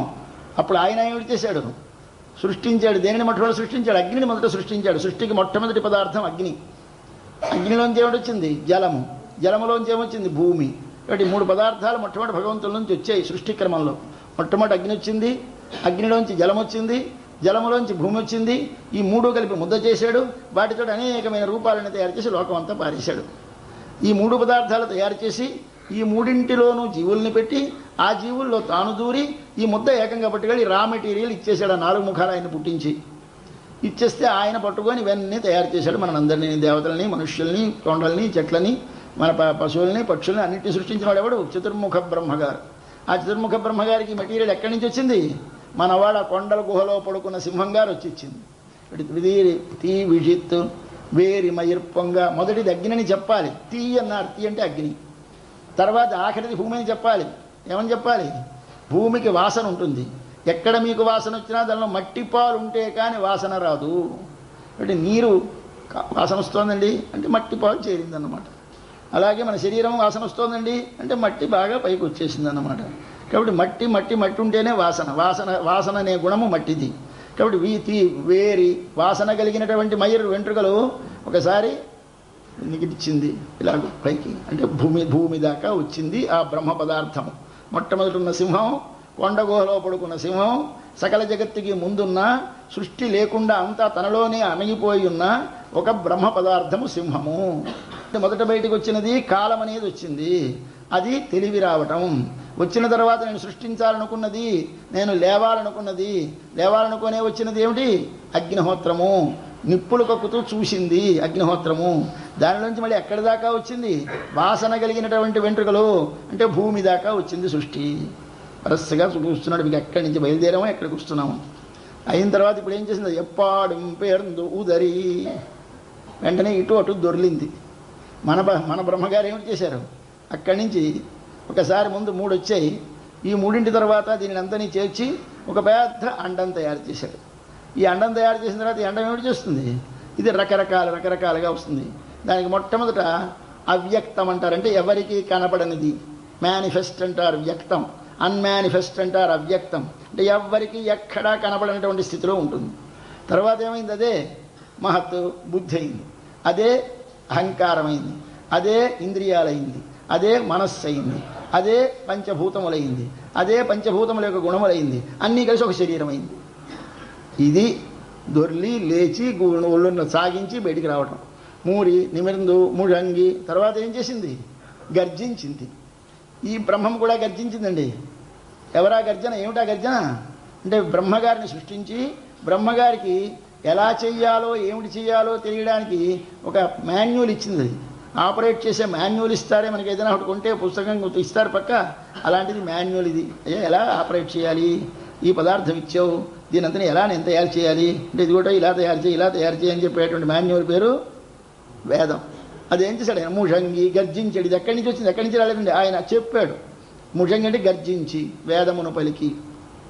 అప్పుడు పురప్పట్టు ఇప్పుడు వెలుపలికి వస్తున్నాడు స్వామి. ఎవరు? పరబ్రహ్మము. ఇక్కడో మన కృష్ణ భగవానుడు. ఎవరి కృష్ణ భగవానుడు? సాక్షాత్ బ్రహ్మస్వరూపుడు ఆయన. ఇప్పుడు సాక్షాత్ బ్రహ్మమే ఆయనని ఎరిగిన మన పిల్లలు ఆయన బ్రహ్మం అనరు. నువ్వు ఇలా కదులు, ఇలా ఊడు, ఇలా లే, ఇలా ఒళ్ళు విరు, ఇలా కన్ను ఇప్పు, ఇలా రా అంటే అర్థం ఏంటి? ఓహో ఏమి రహస్యమైన అర్థం, ఎంత సులభంగా చెప్పేశారు మన తల్లి. ఇది మనకి చెప్తే ఉపనిషత్తులు చెప్తే అర్థమవుతుందే, బోధపడదండి. సింహాన్ని చూడండి ఎంత బాగా అర్థమైపోయిందో. కాబట్టి మూరి నిమిరిందు ముషంగి పురప్పట్టు పోదరుమా పోలే వెలికి వచ్చినట్లుగా రావాలి నువ్వు స్వామి. సర్వజగత్తుకి కారణమైన వాడు నీవే కదా. ఈ సర్వజగత్తుగా వెలికి వచ్చిన వాడివి నీవే కదా. అవాళ ఏమీ లేదన్నట్టు దాగిపోయిన వాడివి నీవే కదా వేదములలో. మరలా ఎప్పుడు సృష్టి చేయాలనుకుంటావు అప్పుడు నువ్వే కదా మొట్టమొదటి కాలాన్ని బయటికి వదిలేవు. కాలాన్ని వదిలిన తర్వాత నీలోంచే కదా ఈ పదార్థములు ప్రకృతి యొక్క వికారములైనటువంటి అగ్నిహోత్రాన్ని, నీటిని, భూమిని వదిలేవు. వదిలిన తర్వాత దానిలో ఒక్కసారి కదలిక కలిగించేటువంటి చైతన్యతత్వమైనటువంటి జీవుల్ని ప్రవేశపెట్టావు. ఇటువంటి కదిలింది కదా చైతన్యాన్ని ప్రవేశపెట్టింది. తర్వాత ఏం చేసావు? నువ్వే కదా అరిచావు అంటే శబ్ద సృష్టి చేశాడు. తర్వాత శబ్దం వచ్చింది, వేదం వచ్చింది. తర్వాత ఏం చేసావు? బయటకు వచ్చేసావు. ఇది సృష్టి క్రమం. ఈ సృష్టి క్రమం తెలిస్తే ఇప్పుడు వచ్చేసరికి ఏమిటొచ్చింది? బయటకు వచ్చేసరికి అంతేసి వెంట్రుకలు, ఇంతేసి చూలు, అంతేసి గుడ్లు, కాళ్ళు పెద్దవి, చేతులు పెద్దవి, అవతల అదిగో పక్కన అమ్మవారు, వీళ్ళందరితో కలిసి మంచి పౌరుషం, కాండ్రించడం, ఇవన్నిటితోటి వచ్చింది. ఇవన్నీ ఉన్నాయో మనకు అప్పుడు తెలుసునా? తెలియవు. ఇప్పుడు ఇన్ని రకాలుగా మనం అందరం వచ్చాం. మనం అందరం ఎవరు? ఆయన యొక్క అవయవములను. ఎవరి యొక్క అవయవములు? బ్రహ్మ యొక్క అవయవములే మనం అందరం. కాబట్టి మనమందరం చూస్తే ఏమనుకుంటున్నాం? వేరు వేరు అనుకుంటున్నాం. వేరా? కారొకటే. ఎవరు? ఇదంతా బ్రహ్మమే అన్నది ఉపనిషత్తు. అంటే ఎలా తెలుస్తుంది ఇదంతా బ్రహ్మ అంటే? నమ్ముతారా? సింహం కథ చెప్తే స్పష్టంగా తెలిసిపోయింది. మనకి ఆండాళ్ళతో చెప్పేసింది. కాబట్టి ఉదరి ముഴంగి పురప్పట్టు పోదరుమా పోలేని ఆ బ్రహ్మము అంటే దానికి గుణం ఉందో లేదో తెలియదు, రూపం ఉందో లేదో తెలియదు, ఉన్నదో లేదో తెలియదు. అంత చిక్కేందయ్యా, అలా రావద్దు మాకు. మరి ఎలా రావాలి? అయితే ఈ గుహలో ఉన్నటువంటి పరబ్రహ్మమునకు సింహం అని పేరేమిటి? అది మళ్ళీ ఆలోచించాలి మనం. సింహం అని పేరు ఎందుకు వచ్చిందో సింహానికి? హింస అని మనం అంటూ ఉంటాం. హింస హింస హింసను తిరగేయండి ఏమిటవుతుంది? సింహం అవదండి. హింస తిరగేస్తే సింహ. హింస చేసేది కనుక దాని పేరేం పెట్టారు మన పెద్దలు? సింహ. అంటే తొందరగా ఒక పదం పలికితే ఆ అక్షరాలు తలకిందులు అయిపోతూ ఉంటాయి. దీనికి ఇంగ్లీష్లో మెటాథిసిస్ అంటారు. దీనికే మనకి సంస్కృతంలో వర్ణవ్యత్యయం అంటారు. వర్ణవ్యత్యయం అంటే ఈ అక్షరం అట్టడిపోతుంది, ఆ అక్షరం కందిపప్పు అంటూ ఉంటే తొందరగా అంటే పందికొక్క అయిపోతుంది. బట్ ఇటించి అటు గబగబ అంటూ ఉంటే మారిపోతుంది అక్షరాలు. అలాగానే హింస హింస హింస హింస సింహం అయిపోతుంది. అంటే ఈ సింహం అయిపోయింది అంటే సింహం అని పేరు దానికి వచ్చింది. సమస్త జగత్తును ప్రళయములో లాగి నొక్కి హింసించి అంటే ప్రళయము చేసి తన లోపల పెట్టుకుని తానొక్కటి మాత్రమే మిగిలి ఉన్నటువంటి బ్రహ్మమునకు పేరేమిటి? సింహము. ఆ సింహము వెలికి వచ్చినట్టు రావాలి. పోదరమా పూలే. ఎవరు రావాలి? నువ్వు. ఇప్పుడు మేము నువ్వు అని మాకు ఎదురుగా కనపడుతున్నవాడుగా ఉన్న నువ్వు అప్పుడు గుహలో పడుకున్న సింహానికి. ఇది ఇప్పుడు కృష్ణుడు ఎవరండి? కృష్ణుడు మనిషి అండి. పుట్టాడు కదా మనిషి. అది ఎలాంటిదంటే గుహలో పడుకున్నటువంటి సింహం కనిపించక ఇవతలకు వస్తే సింహం పుట్టింది అనుకుంటే ఎంత అర్థమో? సింహం పుట్టలేదు, గుహలో ఇంతకాలం పడుకుంది, ఇప్పుడు లేచి బయటకు వచ్చింది. దానికి ఇంతకాలం కాళ్ళు ఉన్నాయి, ముక్కు ఉంది, చెవి ఉంది, జూలు ఉంది, పక్కన భార్య ఉంది. కానీ ఇప్పుడు వెలుపలికి రాగానే ఒకసారి ఇది ఉంది ఇది ఉంది ఇది ఉంది అంటున్నావు. ఇవన్నీ ఉన్నాయా లేవా? ఉన్నాయి. ఇది తెలుసుకోవాలి. తెలుసుకుంటే నీకు ఆ కారణమైన తత్వమే అంటే గుహలో పడుకున్న సింహమే వెలికి వచ్చింది. దానికి గుణములు ఉన్నాయి, రూపం ఉంది. ఇప్పుడు మనకు ఎలా వచ్చింది? నువ్వు అనడానికి తగినట్టు వచ్చింది. అప్పుడు అది అనడానికి తగినట్టుంది. అప్పుడు సింహం గుహలో ఉంది అన్నప్పుడు ఎలా అన్నారు మీరు? కనిపిస్తుంది మీకు సింహం? అదండి ఆ లోపల ఏదో ఉందిట అంటాడు. ఆ చెప్పలేని దశ అది. ఇప్పుడు నీకు ఎదురుగా వచ్చేసరికి ఒక ఆకారంతో ఒక పేరుతో కృష్ణ అని పిలవడానికి వీలుగా వచ్చింది. ఇది ఆ బ్రహ్మమే ఈ రూపము కలిగి పేరు కలిగి మనకి లోకములో కలిగించేటువంటి సమస్త జగత్తుగా వస్తుంది. ఇది ఎలా ఉంటుంది, అది ఎలా ఉంటుంది? అది అగ్నిహోత్రాల దగ్గరికి వెళ్ళలేమండి. ఆ గుహలోకి ఎవడు వెళతాడు? దాన్ని ఎవరైనా చూశారా? గుహలో సింహం పడుకుంటే వెళ్ళిన వారు ఎంత గొప్పవారో, బ్రహ్మను చూసిన వారు ఎంత గొప్పవారు. కబళించేస్తుంది అక్కడికి వెళితేను. మరి ఏమిటి చేయాలి? ఎదురుగా వచ్చినప్పుడు చూడాలి. ఇప్పుడు ఎలా చూడాలి? ఇలా ఉంటాడు ఆయన. పూవై పూవణ. ఈ ప్రకృతిని అంతా చూస్తుంటే ఏం అందం, ఏం అందం, సౌందర్యము, ఏమి ప్రకృతి రామణీయకత, ఏమి ఆ తోటలు, ఏమి ఆ గరికలు, ఏమి ఆ అందము, ఆ నక్షత్రములేమి, గ్రహగోళములేమి, సమస్తమైన విశ్వానంత ఒకసారి చూస్తే ఎలా కనిపిస్తుంది మీకు? అతశీ పుష్పముతో వర్ణము కలిగినటువంటి సుందరమైనటువంటి మనోహరమైనటువంటి ఒక దివ్య సన్నివేశములతో కూడినది ఈ ప్రకృతి అంతా. ఇప్పుడు ఈ ప్రకృతిని చూసి మీరేం బోధపరుచుకోవాలి? తత్వం ఇవ్వాలి. ప్రకృతి చూడాలి, ప్రకృతిలో సౌందర్యం చూడాలి, తత్వమును తెలుసుకోవాలి. కాబట్టి ప్రకృతిని చూడకూడదు, ప్రకృతి చీచి వదిలేయాలి అనుకోకు. ప్రకృతి నీకు పాఠం చెబుతుంది. ఏమిటి? నీవెవడివో చెప్తుంది, నువ్వు ఎలా వచ్చావో చెప్తుంది, నీవు ఎందులోంచి వచ్చావో చెప్తుంది. ఇప్పుడు ప్రకృతిలో ఉన్న అందం నీకు అందముగా భగవంతుడిని చూపించడానికి వచ్చింది ఈ ప్రకృతి. కానీ ప్రకృతి అనేది నిన్ను పాడు చేయడానికి రాలేదు. నీవు దాని లోపల దివ్యత్వాన్ని చూడకపోతే నువ్వు చెడిపోతావు. అది కేవలము బాహ్యమైన పదార్థమే అనుకుంటే చెడిపోతావు. కాబట్టి మన ఆండాళ్ళ తల్లి ఏమిటి చేసింది? ప్రకృతి సౌందర్యములో భగవత్ సౌందర్యాన్ని దర్శిస్తోంది. ఇది చూడాలి. ఇది ఎవరికో మహాకవులకు కానీ సాధ్యపడదు. అటువంటిది ఎవరో మహాకవులు ఎవరు? వాల్మీకి చూశాడు. మనకి ఈ దగ్గర కాలంలో రవీంద్రనాథ్ ఠాగూర్ చూశాడు. ఆయన కేవలం అంతా సౌందర్యం వర్ణిస్తాడు, లోపల ఉండేటువంటి దివ్యత్వాన్ని బోధపరుస్తాడు. కాబట్టి సౌందర్యంలో దివ్యత్వం చూడాలి. మబ్బు, మంచి మబ్బు వేసేసి మంచి దానిలో మెరుపులా తీగ వెళ్ళిపోతే ఒకసారి మూర్ఛపడిపోయినాడు పొలాల మధ్య తిరుగుతూ రామకృష్ణ పరమహంస. ఎందుకు మూర్ఛపడిపోయినాడు? చూసేసరికి ఎవరు కనిపించారు? లక్ష్మీనారాయణ ఇద్దరు కనిపించారు. స్వామి స్వామి నన్ను చూడడానికి వచ్చేసావా అనుకున్నాడు, పడిపోయినాడు ఆయన. ఇప్పుడు మీకు ఏమి కనిపించాలి? ప్రకృతి సౌందర్యమును చూసి మోహపడితే నిన్ను ప్రకృతి నాశనం చేస్తుంది. ఆ ప్రకృతి సౌందర్యాన్ని చూసి ఒక్కసారి నీ స్వరూపాన్ని, భగవత్ స్వరూపాన్ని నువ్వు గుర్తిస్తే నిన్ను పైకి తీసుకెళ్తుంది.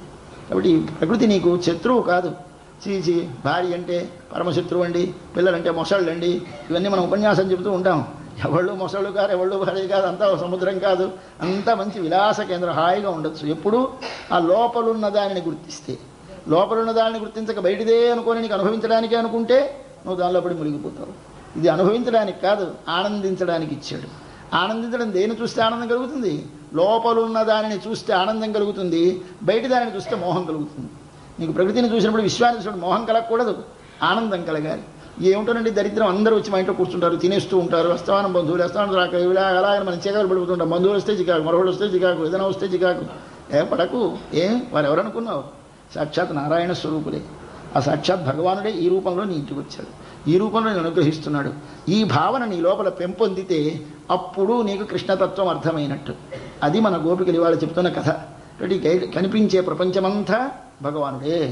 ఈ కనిపించే ప్రపంచమంతా సృష్టికి ముందు వాడిలోనే ఉన్నది, గుహలో పడుకుంది. ఆ సింహమే లేచిప్పుడు వచ్చింది. అలాగే మనం ఈ విశ్వమును చూసినప్పుడు అంతా నారాయణాత్మకముగా కనపడాలి. నారాయణుడే లోపల ఉండి తన శరీరముగా దీనినంతని ధరించి నియమించి మనకి ప్రసాదిస్తున్నాడు. ఇప్పుడు ఏమిటి? ఏది చూసినా నీకు ప్రసాదమే కదండి. పట్టుకున్నటువంటి లడ్డూ ప్రసాదమే. అంతే. ఈ లడ్డూలో ఉన్నాడు స్వామి, ఈ మిఠాయిలో ఉన్నాడు స్వామి, ఈ పండులో ఉన్నాడు స్వామి. ఇప్పుడు దేనిని చూసినా నీకు ఏం కలుగుతుంది? ఆనందం కలుగుతుంది. ఎందుకు ఆనందం కలుగుతుంది? లోపల ఉన్నవాడు తెలియడం చేత. లోపల ఉన్నవాడి పేరేమిటి? ఆనందము. బయట ఉన్న దాని పేరేమిటి? మోహము, దుఃఖము. బయట ఉన్న దాని పేరు. ఈ మోహము దుఃఖము చూడకు, దీని లోనున్నటువంటి ఆనందమును చూడు. ఇది చూడటానికి ఏం చేయాలి? ఆయన వచ్చి ఇక్కడ కనపడాలి. గదిలో పడుకున్న కృష్ణుడు లేచి వచ్చి ఇక్కడ కూర్చోవాలి ఆస్థానంలో. ఆస్థానం ఏది? మన ఈ విశ్వము. ఒకసారి దీన్ని అక్కడి నుంచి వచ్చి మన శరీరంలో చూద్దాం. ఇప్పుడు కేవలంగా అక్కడి కథ అయింది, రేపల్లె కథ. రేపల్లె కథ కాదండి, రోజు మన లోపల ఉన్నాడు స్వామి. రాత్రి పడుకున్నాడు. ఏమిటైపోయినామా? అప్పుడు మనం ఉన్నామా లేవా? ఏమిటోనండి తెలియదండి. మనం చచ్చిపోయినట్టు అయిపోతుంది. రాత్రి నిద్రపోతే గట్టి నిద్ర పట్టేస్తే మళ్ళీ మనం లేచేదాకా మనం బతుకున్నామో అదో మనకి తెలియదు. పక్క వాళ్ళు చూస్తే వాళ్ళకి మనం పడుకున్నాం కనుక బతుకున్నాం అనుకోవాలి, ఊపిరి తీస్తున్నాం కనుక బతుకున్నాం అనుకోవాలి. కానీ మన మట్టికి మనకు లేనట్టు అయిపోతాం. అయితే ఉన్నాడా లేడండి అని ఎవరినైనా అడగండి. ఉన్నాడండి. నీకు తెలిసిందిరా రాత్రి ఉన్నానని? తెలియదండి. అయితే ఉన్నావా లేవా? నాకు లేను, వాళ్ళకు ఉన్నాను. అంతే కదండి మనందరి పరిస్థితి రాత్రి. ఇదే ఈ భగవత్తత్వం యొక్క రహస్యం. మనం ఎవరు చూస్తారో పైనుంచి వారికి ఉన్నట్టు కనిపిస్తాడు. ఎవరైతే పైన చూడరో వారికి లేనట్టు అయిపోతాడు. అట్లాగా మన లోపల నిద్రపోతాం రాత్రి, సుషుప్తి అంటాం. ఆ సుషుప్తిలో ఏమైపోతాం? మన జీవుడు అనేటువంటి లోపల నేననేది పరమాత్మతో చేరిపోతుంది. చేరిపోయి ఎలా పడుకుంటాయి రెండు? ఇది ఆడసింహం మోసింహం మగసింహం లోపల ఇవి కాగలించుకోబడుకుంటాయిట అని ఉపనిషత్తు చెప్పింది. నేను చెప్పి హాస్య మాటలు కావు. అప్రాజ్ఞేనాత్మన సంపరిష్వక్త. ప్రాజ్ఞుడంటే లోపల ఉన్న పరమాత్మ. వాడితో సంపరిష్వక్త, రెండు చేతులు పెనవేసుకుని కౌగలించుకొని పడుకుంటుంది. లోపలికి వెళ్ళిపోయామన ఎవరు? ఈ ఆత్మ. అప్పుడు ఏమిటి తెలుస్తుంది? బాహ్యం కించన వేదనాంతరం. వాడికి బయటివి తెలియవుట, లోపలికి తెలియదుట. ఇది ప్రళయం అంటే. ఎప్పుడు మన శరీరంలో ఇది ఎప్పుడు జరుగుతోంది? రోజు జరుగుతుందండి. రోజు రాత్రి ప్రళయం, పొద్దున సృష్టి. కాబట్టి ప్రళయం ఎన్నిసార్లు వస్తుందండి? బతికున్నన్నాడు రోజు పగలు రాత్రి వస్తూనే ఉంటుంది. కాబట్టి ప్రళయములు 3 రకాలు. ఒకటి నిత్య ప్రళయము, 2 నైమిత్తిక ప్రళయము, 3 ప్రాకృతిక ప్రళయము అని 3 ప్రళయాలు. సృష్టిలాగే 3: నిత్య సృష్టి, నైమిత్తిక సృష్టి, ప్రాకృతిక సృష్టి అని 3 సృష్టులు. ఏమిటి కదా? మొత్తం అంతా అవగాహన చేసుకోవాలి. ఈ అస్తవ్యస్తంగా చిన్న ముక్క తెలుసుకొని ఇది నాన్సెన్స్ అది నాన్సెన్స్ అనకు. మొత్తం విశ్వమంతా అవగాహన చేసుకుంటే నీకు ఏముందో తెలుస్తుంది. ఇప్పుడు నిత్య ప్రళయం అంటే ఏది? రోజు రాత్రి లోపలికి వెళ్ళిపోయి ఆత్మ పరమాత్మతో చేరిపోవుట. నిత్య సృష్టి అంటే ఏమిటి? పొద్దున్న మళ్ళీ నువ్వు ఆయనలోంచి బయటకు వచ్చి నేను నేను నేను నాది నాది నాది అనడము. ఇది సృష్టి, అది లయము. ఇవి 2 జరుగుతున్నాయి రోజు. నైమిత్తిక సృష్టి అంటే ఏమి? మనకి ప్రళయాల్లో 2 రకాల ప్రళయాలు ఉన్నాయి. అవాంతర కల్పమని, మహాకల్పమని 2 ఉంటాయి. బ్రహ్మగారికి ఒక పగలు ఒక రాత్రి. ఒక పగలంటే మనకు లెక్క తెలియదు, అన్ని 28 వేల కోట్లు ఆయన సంవత్సరాలు ఒక పగలు. అలాగే అంత రాత్రి. ఈ రాత్రి అంతా ఒక మాట అంతా లోపలికి వెళ్ళిపోతుంది. అప్పుడు దాన్ని ఏమిటంటారు? అవాంతర ప్రళయం. మళ్ళీ రేపు పొద్దున లేచిపోతాడు ఈయన. లేచిపోతే మళ్ళీ మనం అందరం మళ్ళీ వచ్చేస్తాం. రాత్రి ఆయన పడుకున్నది మన మానంలో చాలా ఎక్కువ కాలం కనుక ప్రళయంలో ఉంటుంది. కానీ అసలు ప్రళయం కాదు, ఇంకా అసలు ప్రళయం ఇంకా మరొకటి ఉంది. అప్పుడేమిటవుతాయి? ఇవన్నీ వెనక్కి వెళ్ళిపోయి మరేమీ లేకుండా ఒక్కడో కొండ గుహలో పడుకుంటాడు. ఆ కొండ గుహలో పడుకునేది మహాప్రళయం. బయటికి వచ్చి పడుకునేటువంటిది అవాంతర ప్రళయం. ఇది ఆ కొండ గుహలో ఉన్నవారు చేయరు. ಇಲ್ಲಿ బయట నుండి బ్రహ్మగారు చేస్తారు. ఈ బయట నుండి 4 ముఖములు గల బ్రహ్మగారు చేసేటువంటి ప్రళయం అంటే ఆయన పడుకోవడం అవాంతర ప్రళయం. ఏకంగా అన్నీ వెనక్కి లాగేసి లోపలికి గడిపోయి పడుకోవడం మహాప్రళయం. రోజు లేస్తూనే పడుకుంటూ మనం చేసేది నిత్య ప్రళయం. కాబట్టి మనకి 3 ప్రళయాలు 3 సృష్టిలు జరుగుతున్నాయి. ఈ 3 ప్రళయాల్లో నీకు ఏం జరుగుతుందో కదా, ఈ మహాప్రళయంలో అదే జరుగుతుంది. దాన్నే మనకి చూపిస్తున్నాడు స్వామి. ఇప్పుడు ఈ విశ్వమంతా ఏమయ్యా? నారాయణుడే. ఇప్పుడు నీకు ఏది చూసినా ఏమిటి కనిపిస్తుంది? నారాయణుడే. ఎలా తెలిసింది నీకు? ఇది ఈ కథ అంతా తెలిస్తే అదే తెలుస్తుంది. కాబట్టి దీనికి ఏమిటి నీకు తెలియాలి? భగవత్ స్వరూపం తెలియాలి. ఇప్పుడు తెలిస్తే అందరినీ ప్రేమించు. ఎలా ప్రేమిస్తాం? అందరినీ ప్రేమించు. వాడు మనవాడు కాడాయి. వీడికి మనకి ఉన్నదాకా కోట్లు దావాలాయి. వీడిని మనం ప్రేమించగలమా? ఎలా ప్రేమిస్తామండి? అంటే ఏది తెలిస్తే ప్రేమిస్తావో దానిని తెలుసుకో. ఏది తెలిస్తే ప్రేమిస్తావు? నారాయణ పదము యొక్క అర్థము తెలిసి నారాయణాత్మకముగా బ్రహ్మనంతను చూడగలిగిన మనస్థితి నీకు గురువు యొక్క ఉపదేశం వల్ల, ఆచార్య కటాక్షం వల్ల, భగవత్ కటాక్షం వల్ల, భాగవత సహవాసం వల్ల, అమ్మవారి కటాక్షం వల్ల లోపలికి వెళ్ళి తలుపులు తెరిపించుకొని లోపలికి వెళ్ళి పడుకున్న స్వామిని అమ్మను చూచి, స్వామిని లేపి అమ్మను లేపి స్వామిని వెలికి తీసుకొచ్చి కన్ను విప్పి చూడమని కన్ను విచ్చి మన వైపు చూస్తే ఇప్పుడండి మనకి ఇంటి కథ అంతా జరిగింది 23 రోజులు కథ. ఈ 23 రోజుల కథ అంతా అక్కడెక్కడో జరగలేదండి, ఇక్కడ జరుగుతుంది. వేపల్లిలో జరుగుతుంది. ఒక ఆలయంలో రాత్రి తెల్లవారు తలుపులు వేసేస్తాం. పొద్దున ఆవిడ స్వామిని లేపేస్తాం. ఆయన లేస్తున్నాడా, మనం లేస్తున్నామా? ఆయన ఎప్పుడూ మెరుకునే ఉంటాడు, పడుకోడు. కానీ మన ఉద్దేశం మన తలుపులు వేసేగానే పడుకున్నాడని, మళ్ళీ పొద్దున తలుపులు తీస్తే కానీ లేవలేడని మన ఉద్దేశం. ఆయన అరివిత్తు, ఆయన తనంత తను తెలివచ్చేవాడు. కానీ లేపవలసిన అవసరం ఆయనకి. మనకో లేరా ఏడైపోయింది లేరా అని మనం కొట్టాలి. ఆయన ఎవరు కొట్టక్కర్లేదు, తనంత తాను తెలివి వస్తుంది. కాబట్టి మనం లేవాలంటే ఇలా అలారం పెట్టుకోవాలి. ఆయనకి అలారాలు అక్కర్లేదండి, ఆయనకి టంగని తెలివి వస్తుంది. అటువంటి మహానుభావుడు ఆయన. ఆ స్థితిని మనకి గుర్తు చేయడానికి ఒక కథను రాసింది ఆండాళ్ళ తల్లి. రాసి ఇప్పుడు ఆ బయటకు వచ్చినటువంటి జగత్తుని నీవు అర్థం చేసుకుంది ఏ పదం తెలియాలి? నారాయణ పదం తెలియాలి. అది భగవత్ స్వరూపం తెలియడం అంటే ఏదో లోపల ఒక అనుభవం అనుభవించడం కాదు. లోపల ఉన్నాడు భగవంతుడు. ఎక్కడ పడుకున్నాడు? మూలాధారం అనే కేంద్రంలో పడుకొని ఉన్నాడు భగవానుడు. మూలాధారం అనగా వెన్నుపూసకి కిందని 3 అంగుళముల కిందని అక్కడ భగవానుడు ఉంటాడట. భగవత్ శక్తి ఉంటుందిట. ఆ భగవత్ శక్తిని నీవు లేపాలి. లేపడం అంటే ఏమిటి? ఓం ఓం ఓం అని ప్రణవం ఉచ్చరిస్తే ఆ ప్రణవంలోంచి ఇలా కదిలి వస్తుందిట. కదిలి వచ్చినప్పుడు ఎలా రమ్మని చెప్పాలి? ఇంగనే పొందరుడు ఇలా రావయ్యా. ఎవరు చూస్తారు? యోగులు. మనకి కనిపించదు. చూస్తూ ఇలా రా అంటే కదిలి అక్కడి నుంచి చిన్నగా నాభిస్థానానికి వచ్చి, నాభిస్థానం నుంచి అలా జర కదిలి వచ్చి ఇక్కడ కూర్చుంటుంది. ఎక్కడ? హృదయ దేశంలో. ఈ హృదయ దేశంలో ఎవరున్నారు? జీవుడున్నాడు, పరమాత్మ ఉన్నాడు, ఇద్దరు ఇక్కడే ఉన్నారు. అయితే ఈ ఇల్లు ఎవరిదండి? మన 16వ పాసురంలో ఏమిటన్నాం?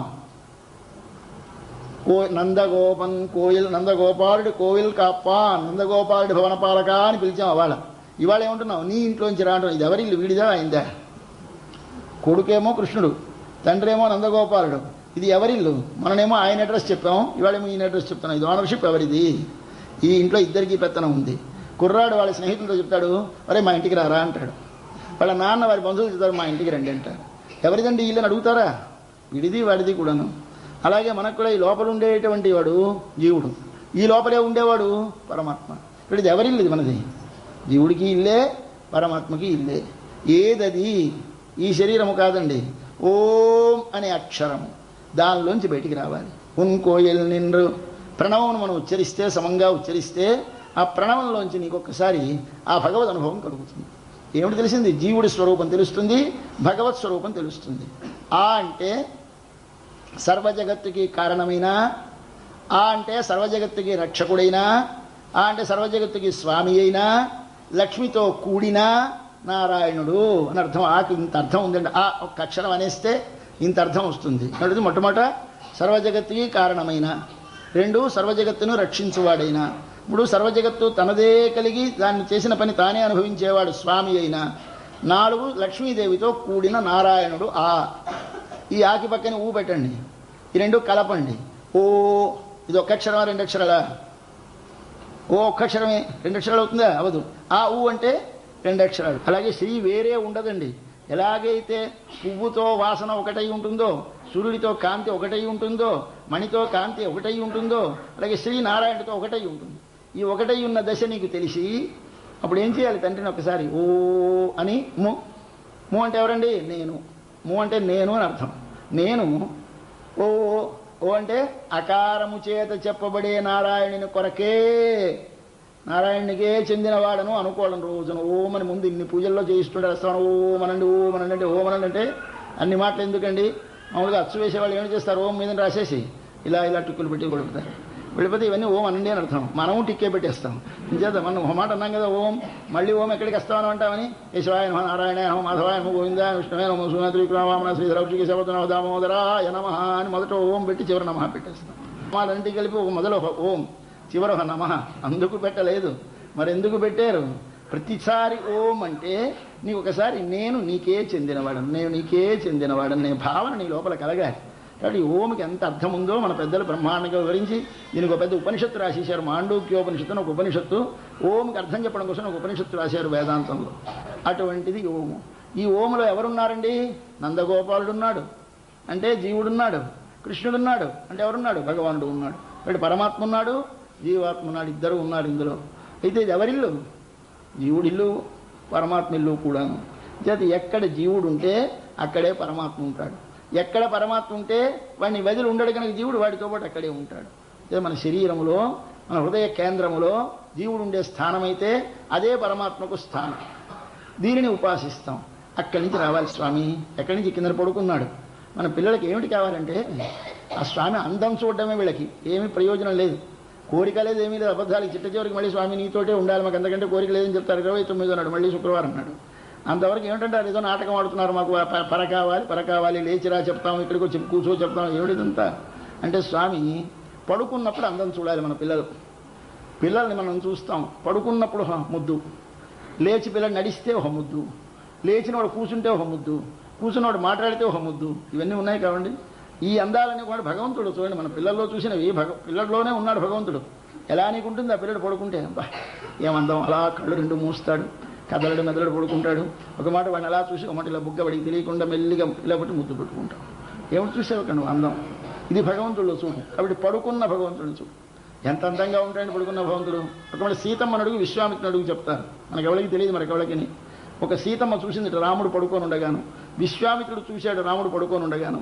దశరథ చక్రవర్తిని అడిగి తనతో పాటు తన యాగాన్ని రక్షించడానికి రామలక్ష్మణుని తీసుకెళ్తూ ఉంటే యమున సరయూ నదీ తీరంలో గడ్డి వేసి పడుకోబెట్టాడు. అబ్బాయి పడుకోండో, ఈ రాత్రికి పొద్దున్న మనం మళ్ళీ ప్రయాణం చేద్దామని. అయ్యా పడుకున్నాడు మన స్వామి. హాయిగా నిద్రపట్టేసింది.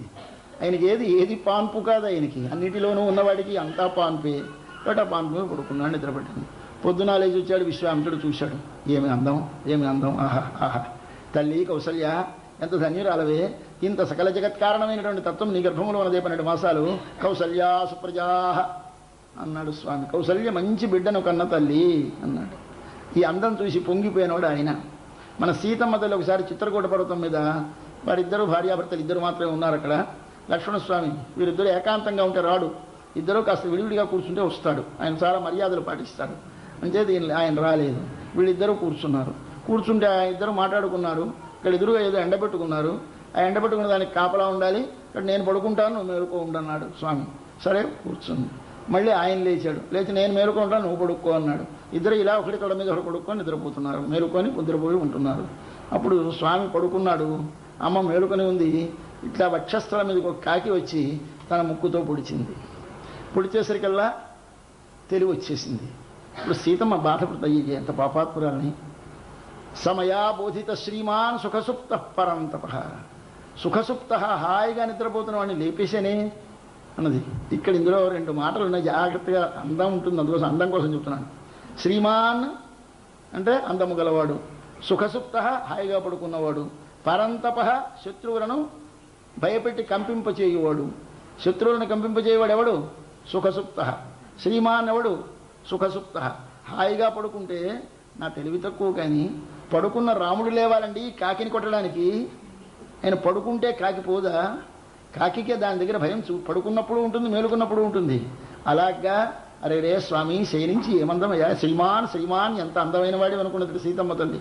ఇప్పుడు శ్రీమాన్ అని పడుకున్న రాముడిని చూసి అనుకుంది సీతమ్మ తల్లి. మన గోపికలకి ఏమిటి, మనకందరికీ కోరిక ముందు పడుకున్న రాముడిని చూడాలి. చూశాం. ఇప్పుడు కన్ను విప్పుతున్న రాముడిని చూడాలి. ఒక్క మాట. కృష్ణుడు పడుకున్నాడు. ఎవయ్యా మెల్లమెల్లగా మెల్లమెల్లగా కన్ను విచ్చు. ఎలాగూ తామర పువ్వు లోపల 9 ఉండిపోయి పొద్దున్న ఆ దళములు అట్లా అట్లా అట్లా ఎడపడుతూ ఉంటే మధ్యని నల్లని 9 కనిపిస్తూ పైన ఎర్రని రేకులు ఆవరించి ఉంటే ఎలాగుంటుందో అలా నీ కన్నొక్క మాట విప్పవయ్యా. ఇది చూడాలి. ఇది లేస్తూ ఉంటే అందం. లేచాడు. లేస్తే వెంటనే చూసాకండి, రావయ్యా అడుగు నేలను పెట్టి నడిచి రావయ్యా. నడుస్తుంటే అందం చూడాలి. స్వామి వెళుతూ ఉంటే ఇలా ఎదురెదురుగా నడుస్తుండే ఏమి అందం స్వామి నడకలో.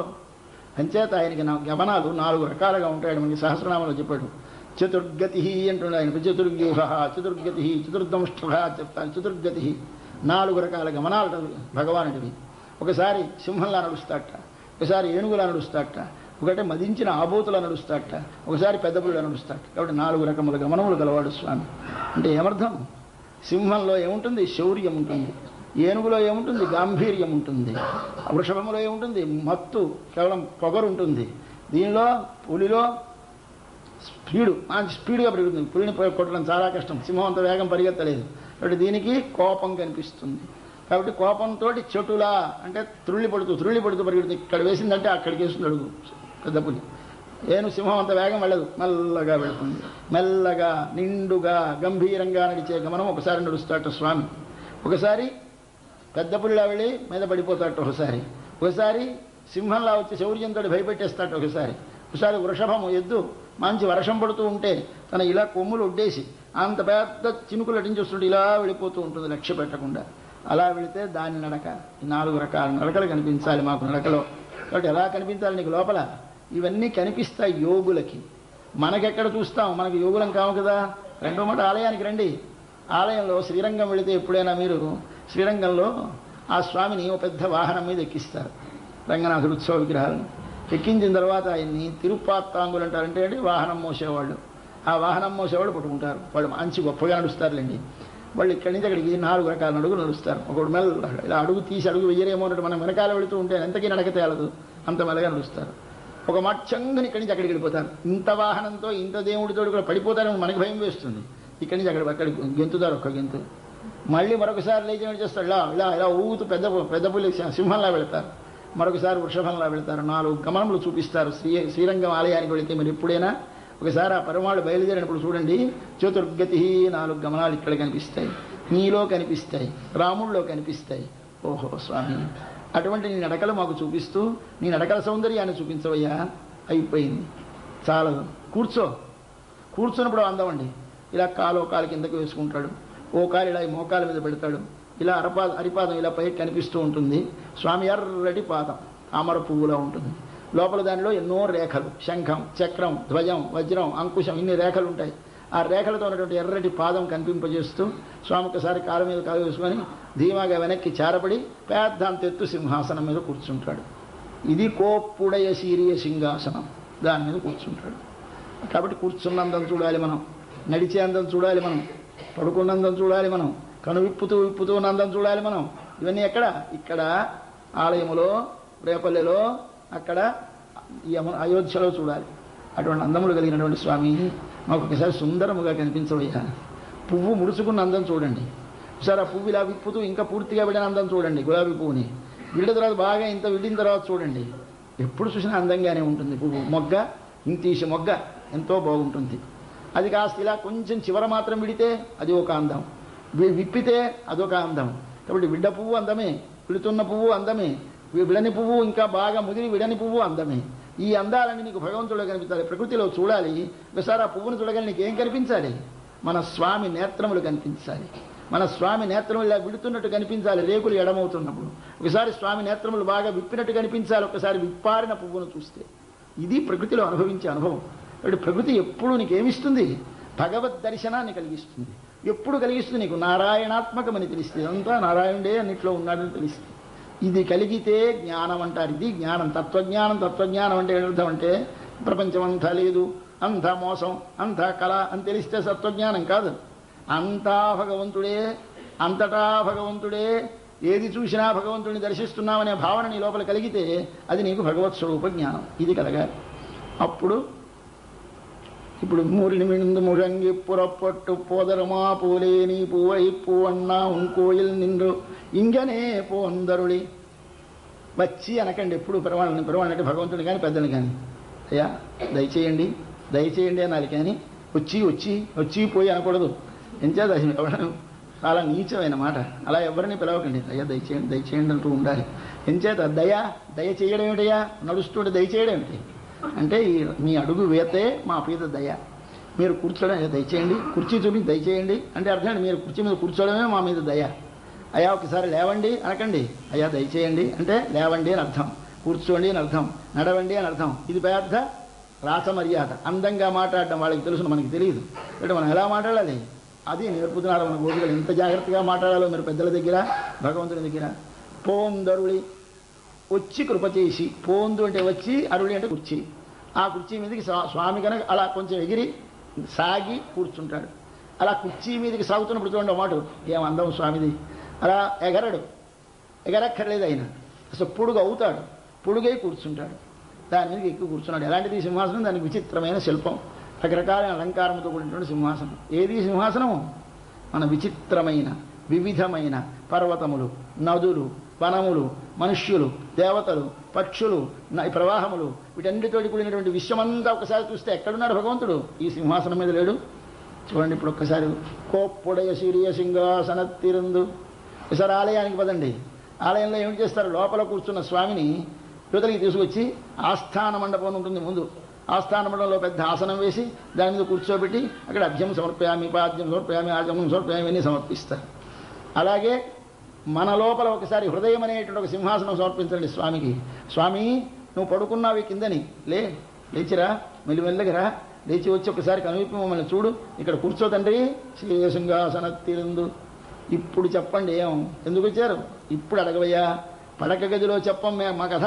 పడక గదిలో చెబితే మనమే ఉంటాం కనుక పైవాళ్ళు ఎవరు ఉండరు కనుక ఏం చెప్పవు, నేను వెళ్ళలేదే అంటాడు రేపు. కాబట్టి ఎప్పుడూ రహస్యంగా చెప్పకండి. పురుషులు స్త్రీలు మాట్లాడుకునే రహస్య మాటలని నిజం కావు. ఊరికే సరదాగా అనుకుంటారు, ఏదో అన్నాను కాదు పెద్ద లెక్క అంటాడు మన్నాడు పొద్దున్న. ఇప్పుడు అలా చెప్పకూడదు. మనకి నిజంగా కావాలంటే తీసుకొచ్చి అందరిలోనూ కూర్చోబెట్టి చెప్పాలి. చెబితే ఆడిన మాట తిరగలేడు కనుక స్వామి తప్పకుండా చేస్తాడు. ఇది ఎక్కడ వినిపించాలి? ఇక్కడ వినిపించాలి. ఎక్కడ వినిపించాలి? ఆస్థాన మండపంలో వినిపించాలి. మన కృష్ణుడికి ఎక్కడ వినిపించాలి? శ్రీయ సింహాసనత్తిరందు కూర్చొని ఇప్పుడు యాం వంద కార్యం, ఇప్పుడు మేము వచ్చిన పని ఇప్పుడు పరిశీలిద్దాం. ఎందుకు వచ్చారమ్మా, ఏమిటి కావాలి మీకు అని అడుగు, అప్పుడు చెప్తాం. రాయందు పరిశీలిస్తే చేసేయడమా కాదు కదా, చెయ్యి మాను, సరే కృప చూపు మాకు అంటే. కానీ చెయ్యి అనకండి. దేవుడి దగ్గరికి వెళ్ళి స్వామి ఇది ఈ పని చెయ్యి, మాకు పిల్లలకి మాకు డబ్బు ఇయ్యి అనకండి. స్వామి దయచూపు దయచూపు అంటే దయ చూస్తే అన్నీ వచ్చేస్తాయి. కాబట్టి స్వామి దగ్గర ఏమైనా ప్రార్థించాడు? కృప కృప అని అడుగుతూ ఉండాలి. కాబట్టి అని ఏలోహోరంబావాయ్ అని ఇవాళ ఒక సృష్టి యొక్క రహస్యాన్ని చెప్పి విశ్వమనంతను భగవంతునికి ఒక శరీరముగా భావించి భగవంతుడు కూర్చునే చోటుగా భావించి భగవంతుడే ఈ విశ్వంలో అంతటా ఉన్నాడు కనుక దేనిని చూసినా భగవదాత్మకమని తెలుసుకొని అన్నిటినీ ప్రేమించే మనస్థితి కలిగితే అప్పుడు నీకు భగవద్జ్ఞానము కలిగినట్టు లెక్క. నిన్నను ఆత్మస్వరూప జ్ఞానము కలిగినట్టు లెక్క. ఇవాళ భగవత్ స్వరూప జ్ఞానం కలిగింది. ఇవి రెండూ కలిగితే ఏమిటవుతుంది? ఆయనెవరో మనవెవరో తెలిస్తే వెంటనే కోరికలు మర్చిపోతామండి. ఇప్పుడు అక్కడి నుంచి ఆయన సుఖంగా ఉండి సుఖంగా ఉండి, ఇంత ప్రమాదం, ఇంత అందమైన వాడు ఇలా వచ్చేసావా, ఇంత అందం, ఆ కళ్ళకందం, ఆ కళ్ళందం, ఆ చేతులందం, ముఖమందం, రేపు మంగళం పాడతాం, రేపు అందరం దీపాలు వెలిగించి స్వామికి రేపు మంచి హారతులు ఇస్తాం. పొద్దున్న 7:15 గల ఈ పాసురాలన్నీ చదవటం, 30 పాసురాలు 28 పాసురాలు చదువుతారు. తర్వాత హారతి ఇస్తారు. మళ్ళీ అది అయిపోగానే మళ్ళీ ఒక్కసారి 2 పాసురాలు చదువుతారు, చివరి పాసురాలు. తర్వాత మళ్ళీ హారతి వెలిగించి అప్పుడు మనం స్వామికి స్వామి మంగళం మంగళం మంగళం అని పాడతాం. ఇది పూజకి చివర. ఏది పూజకి చివర? మంగళం పాడటం. హారతి అంతా ఇచ్చేస్తే ఏమిటైపోయింది? పూజ అయిపోయినట్టు కదండి. హారతి ఇచ్చేస్తే లేచిపోవచ్చు. చూసాను, మేము ఇవ్వడం మానేశాం. ఇచ్చేస్తే మీరందరూ లేచిపోతున్నారు కనుక. కాబట్టి పూజకి ఆఖరి ఏమిటి? హారతి. అంటే అర్థం ఏమిటి? నీకు భగవంతుడిని గురించి జ్ఞానము బాగా కలిగితే బెంగ కలుగుతుంది. అయ్యో స్వామి అన్నిట్లో ఉన్నావా, నీకేమవుతుందో అన్న బెంగ కలగాలి. ఆయన అందం కనిపించాలి, ఆయన పరమసుందరముగా కనిపించాలి. ఒకసారి చూస్తే వదలలేని అనిపించాలి. అయ్యో మళ్ళీ గట్టిగా చూస్తే ఏమైపోతుందో అని బెంగ కలగాలి. కడగగానే ఏం చేస్తావు? మన పిల్లలు పెళ్లి కొడుకు పెళ్లి కూతురు కూర్చుంటే చివర ఒకసారి వసంతం దిగ తుడిచిపోసి, లేదా మరొకటి దిగ తుడిచిపోసి, ఇంత కర్పూరం వెలిగించి మొక్క వెలిగించి దిగ తుడిచిపోసి ఇలా ఇలా ఇలా తీసుకోవడం, ఇలా పారేసుకోవడం, ఇలా ఇలా తీసుకోవడం, పారేస్తూ ఉండడం. కాబట్టి ఏం చేయాలి? మనం స్వామికి ఒకసారి రేపు అందరం దీపాలు కర్పూరాలు అన్నిటితోటి స్వామికి ఒకసారి దిగదుడుపు తీయాలి.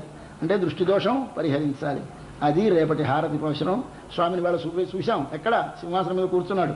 రేపు హారతి పడదాం. అందరూ ఉదయం దయచేయండి, సాయంకాలం దయచేసి దాని లోపల రహస్యార్థాన్ని తెలుసుకుందాం. ఇప్పుడు వారు చెప్తారు. వారు వచ్చి మనకి ఇక్కడ శేషమాల స్వీకరణం చేస్తారు. అది అయిన తర్వాత మనం పాశురం మంగళం చదువుకుని వెళదాం.